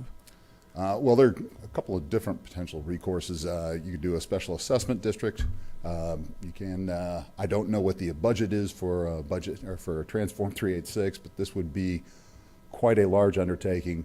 The first thing you'd need to do in a case like this is probably go out, survey the properties, identify where the water could go based on those surveys, and you don't want to just start moving water. The water's going to go someplace. Somebody's going to be at the bottom of the hill, and they're going to suddenly receive a lot more water than they previously had, and they're not going to be happy. So you don't want to just go out there willy-nilly and send Lori Kuntz's crews out there and start digging holes in the ground. We need to study and figure out what needs to be done, and then where we can put the water in the first place, and then start moving it to that. So it would be quite an effort, and it would take a while to do that, especially with new. So how do we get to that point? Making one of the things that came up out there was this specific question. You know, how can we fix things? And one of the things we talked about was, and what we're looking at is, we've done a sub-basin study of DPE. It's old, but really go out there and do a study and look at these issues and understand that at some point DPE is going to get built out, and take a look through that study and see what could possibly be done. Identify the deficiencies. I mean, Tad just spoke to it. You've got different types of stormwater conveyances. You've got no stormwater conveyances.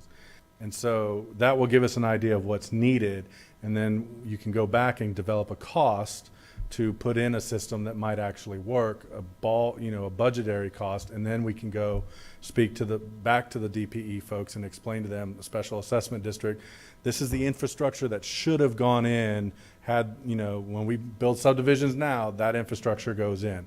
So this is the infrastructure that should have gone in. This is the infrastructure that would have been built into the cost of your lots and your homes.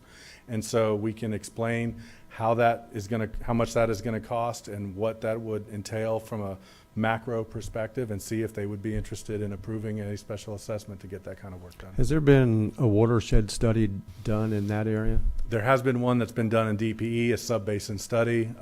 We're going to be coming back to this council per y'all's direction to provide a priority list for the watersheds that need to be updated. That's one of them that's going to be pretty high up on the list. Okay. Recommended. Okay.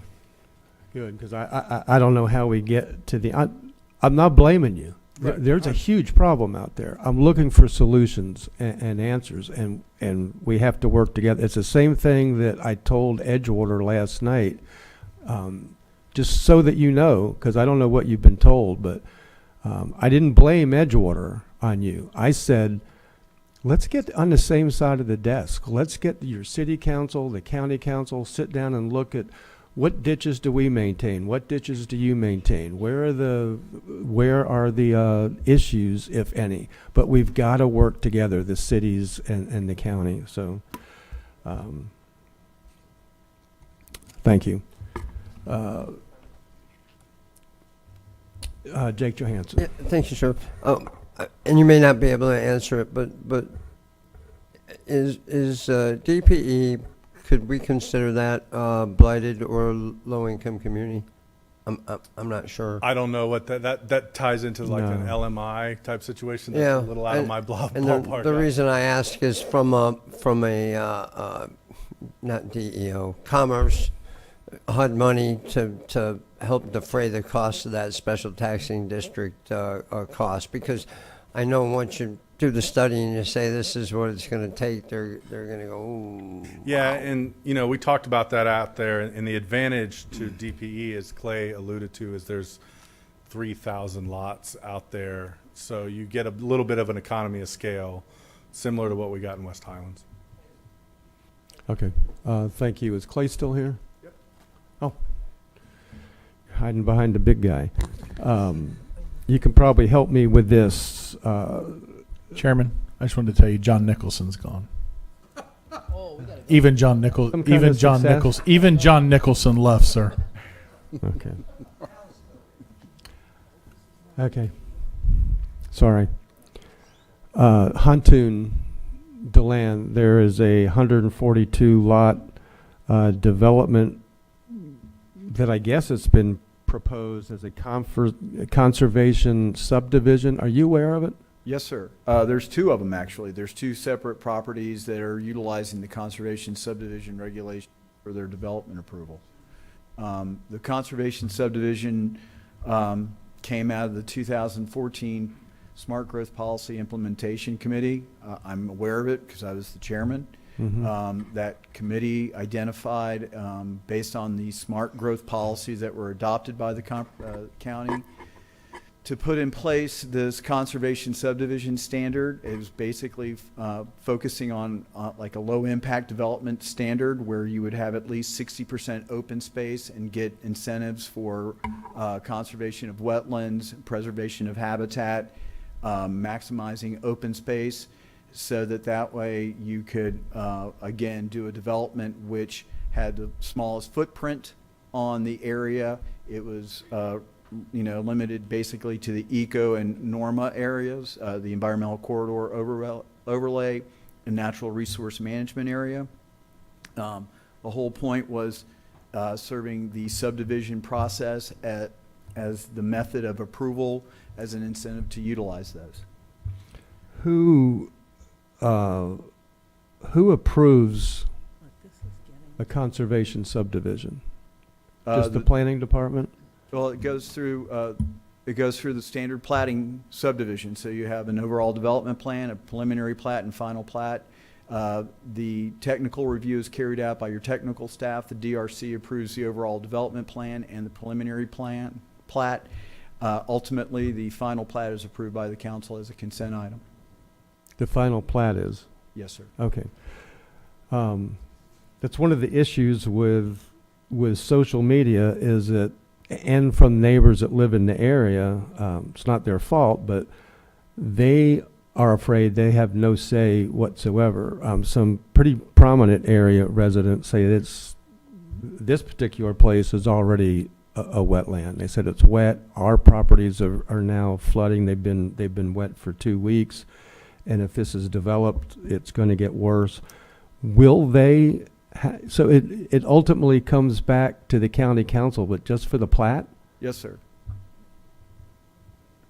So the neighborhood that surrounds it has no recourse, no say. You realize that this is the same process we have for all of the subdivisions, be it a conservation subdivision or a dirt road subdivision or a regular subdivision.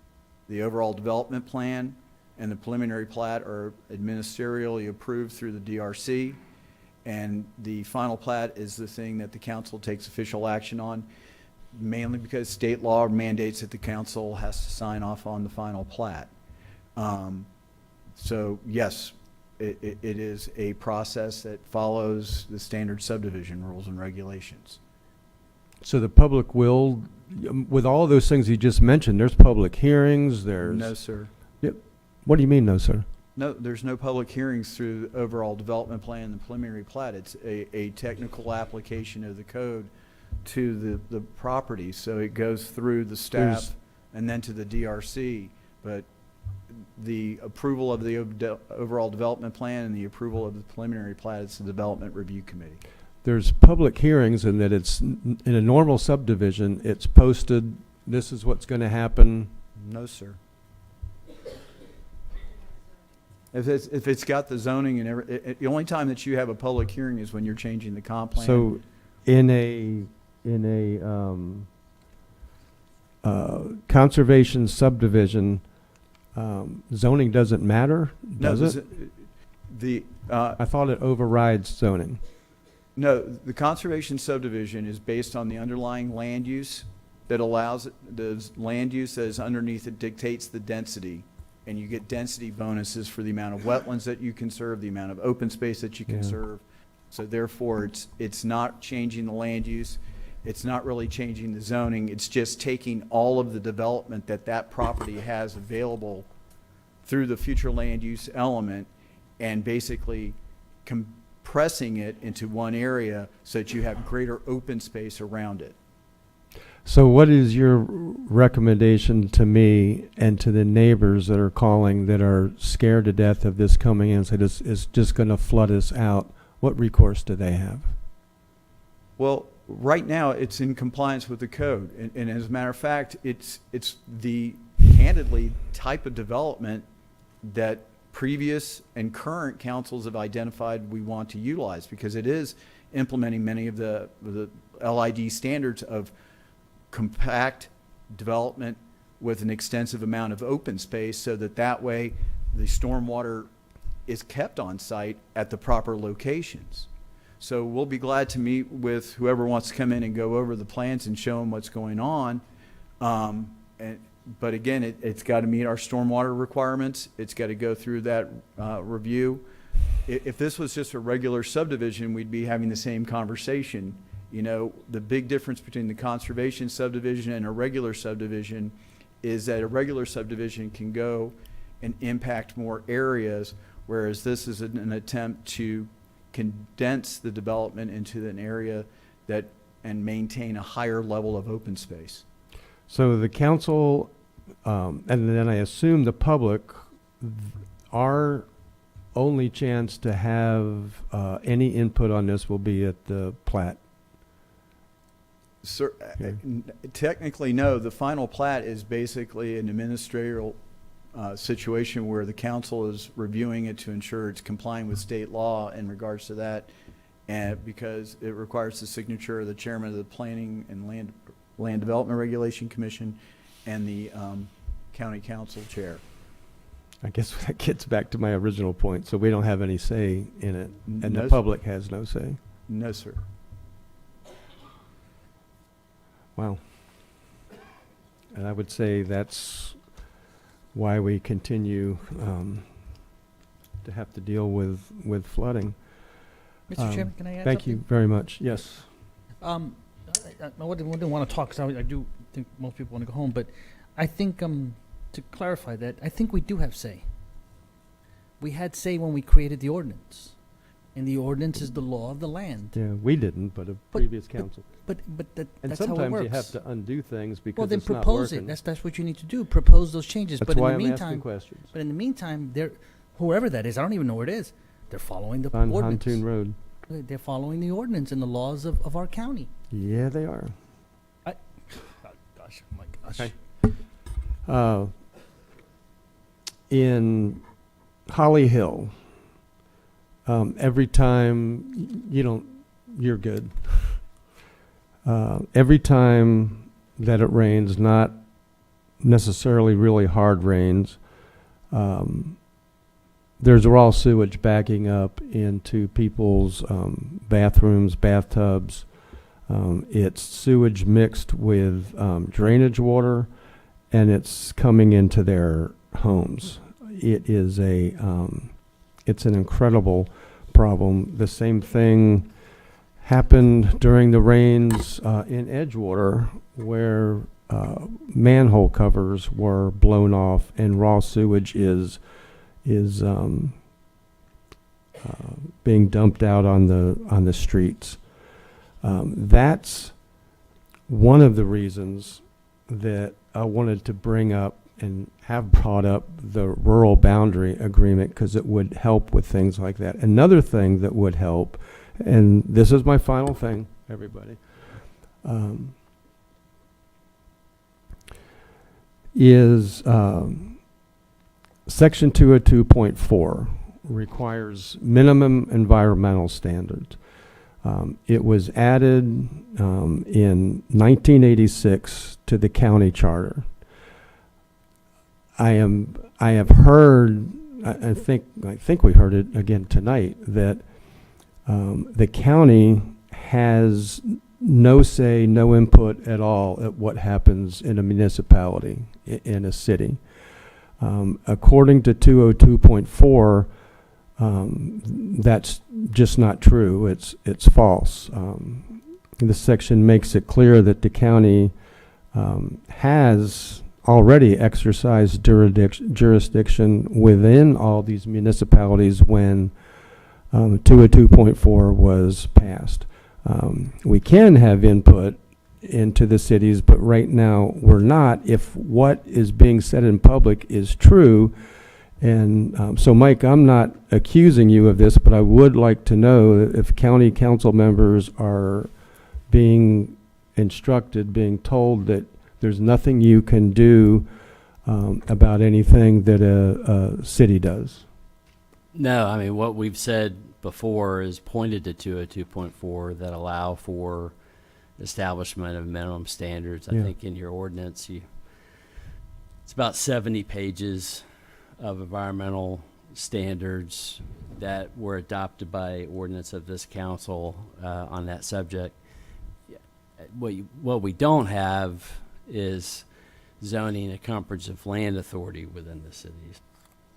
So that's how I've explained it. And that's what I understood. That's what you told me a long time ago. So I was surprised when I heard that council members were being advised that there's nothing that we can do. I believe 202.4 requires us to set minimum standards, and that since 1986 the cities were required. Does anybody, George, do you know which cities have applied and given us their minimum standards?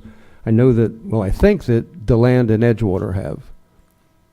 I believe all of them. I know a few years ago we did an audit of what they had said, and I think we found everybody to be pretty much in compliance. There may have been one or two that maybe hadn't updated something that we had updated, but they all have standards. Most of them follow, depending on if you're talking like stormwater, they tend to follow St. John's water management standards. But there may have been a few years ago, I think the council increased some buffer standards, and I think that's the last time we took a look to see what the cities had done along with that. And but yeah, they all have standards, and they are at least in alignment with what we have. Okay. Are they standards that they have written, or have they just said we'll just comply with the county's or St. John's standards? Yeah, they can do either. Basically, they have their own, and a lot of them though default to like St. John's. Okay, that's not the, and I'm probably wrong, I'm not a lawyer, I only play one at home, but when I read the law, I see that they have to write their own standards, but you don't think that's true?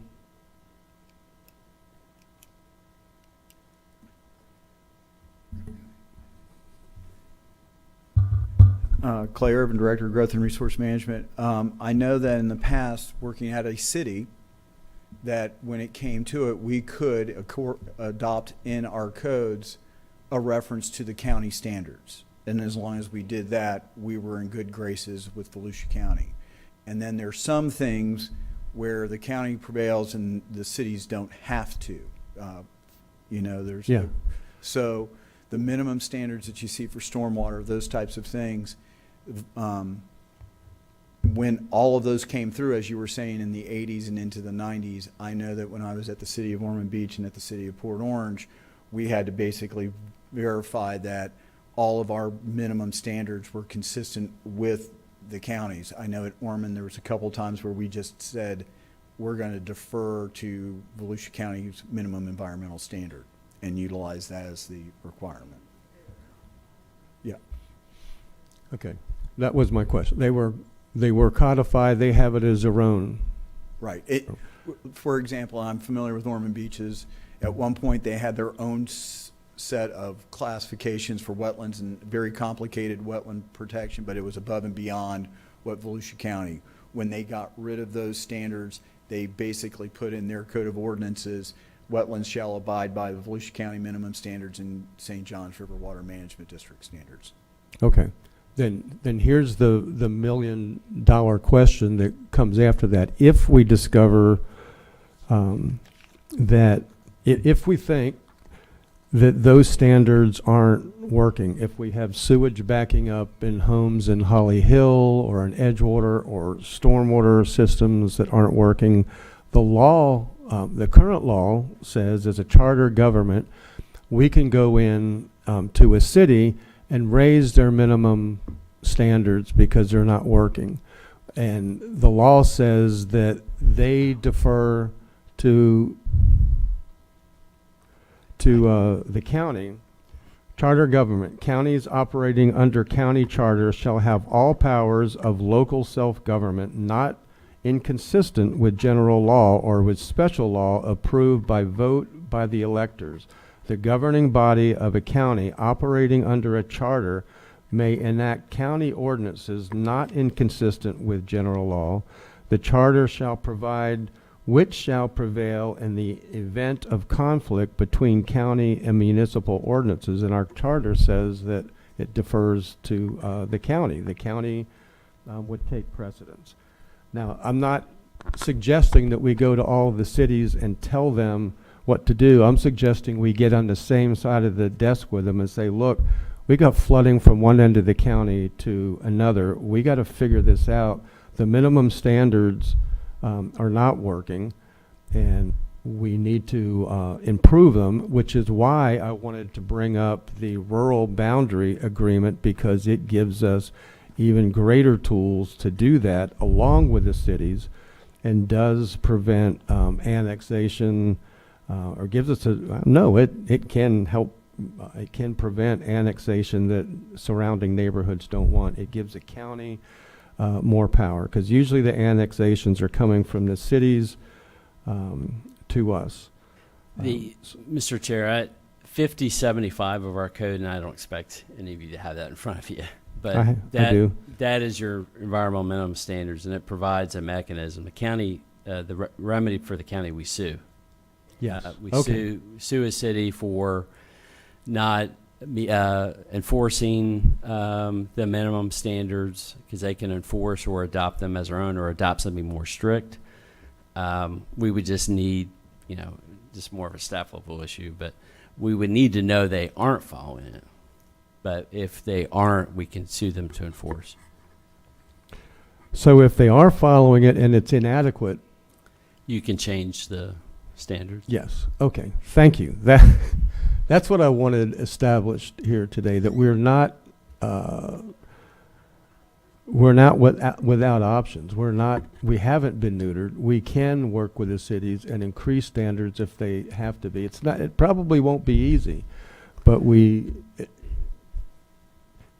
it's not accurate to say that there's nothing we can do. And again, go ahead. Did you want? Okay. So thank you for I knew that was the case because you and I had discussed it, gosh, maybe my first few months in office. Yeah, the rural growth boundary discussion, Orange County is my understanding, has gone through a charter review process, and what has resulted from that, is my understanding, is the rural boundary amendment, but it's a separate amendment that would also apply some restrictions on voluntary annexation. So it's technically two amendments. I don't know how many are actually going to their voters, but there's two land use related ones. So you have a couple of different things at play. You have a tool currently where the environmental minimum standards that council can implement by ordinance. You could amend those if you so wish. There's a process in the code and charter to do that, basically interacting with the cities, getting their feedback before you would adopt it, which was done, I guess, in the mid-'80s. Most of these environmental minimum standards were adopted in your code in 1988. Right. It appears. Yeah. Right. So the county council could strengthen our own requirements because things change over time. And according to 50 that you just brought up, 5076, it says in the event of a conflict between any standard procedure, requirement, or regulation established under this article by a municipal ordinance enacted by a municipality in the county and a standard procedure, requirement, or regulation established by an ordinance of the county ordinance shall prevail within the municipality to the extent of any conflict. And that's basically language you see in our state constitution. It is. Is what makes charter counties unique compared to non-charter counties, because non-charter correct. counties have only those powers the legislature gives them, and charter counties have those powers the legislature hasn't taken away. And so it is a different model in that way, that charter counties have the ability to do that. So thank you. And that's all I wanted, was to just have that confirmation that the county has not been neutered, that we can affect problems that we have with our cities. Thank you for and the Orange County, what Orange County's doing it's not identical, but similar to what this council put on the ballot in 2006. Really different from environmental minimum standards because it's wading into land use authority being exercised by the county over a city in some respects. That's an oversimplification of a complicated set of amendments. And within that rural boundary, given the county I call it veto authority. That's not what they call it, but it requires approval of the county commission. Yeah. If a city was annexing in that area. Okay, thank you. That's all I had. Thank you for bearing with me. Danny Robbins. Thank you, Chair. County Attorney, real quick, Clay hit on it earlier, the difference where we do have control and not in terms of voting. Do we have control over anything to do with the city's zoning and the projects that they, I just want some clarity because I know there's a separation there. Yeah, we can set standards on one end, but But in terms of voting on their projects, Yeah. no. And zoning, no. Currently, the cities in Volusia County have their own independent zoning and comprehensive planning authority. The state constitution says a charter can specify what controls within a city, either the county regulation or the city regulation. So the environmental minimum standards in 202.4 were an example of where the council was given higher authority over cities on those environmental topics, for lack of a Just the better standards, description. but not the zoning and the projects. Thank you. Thank you. All right. Thank you for bearing with me, Mike, and discussing that, because it's going to be important for the rural boundary amendment and other things that are coming our way. So we are adjourned at 8:16.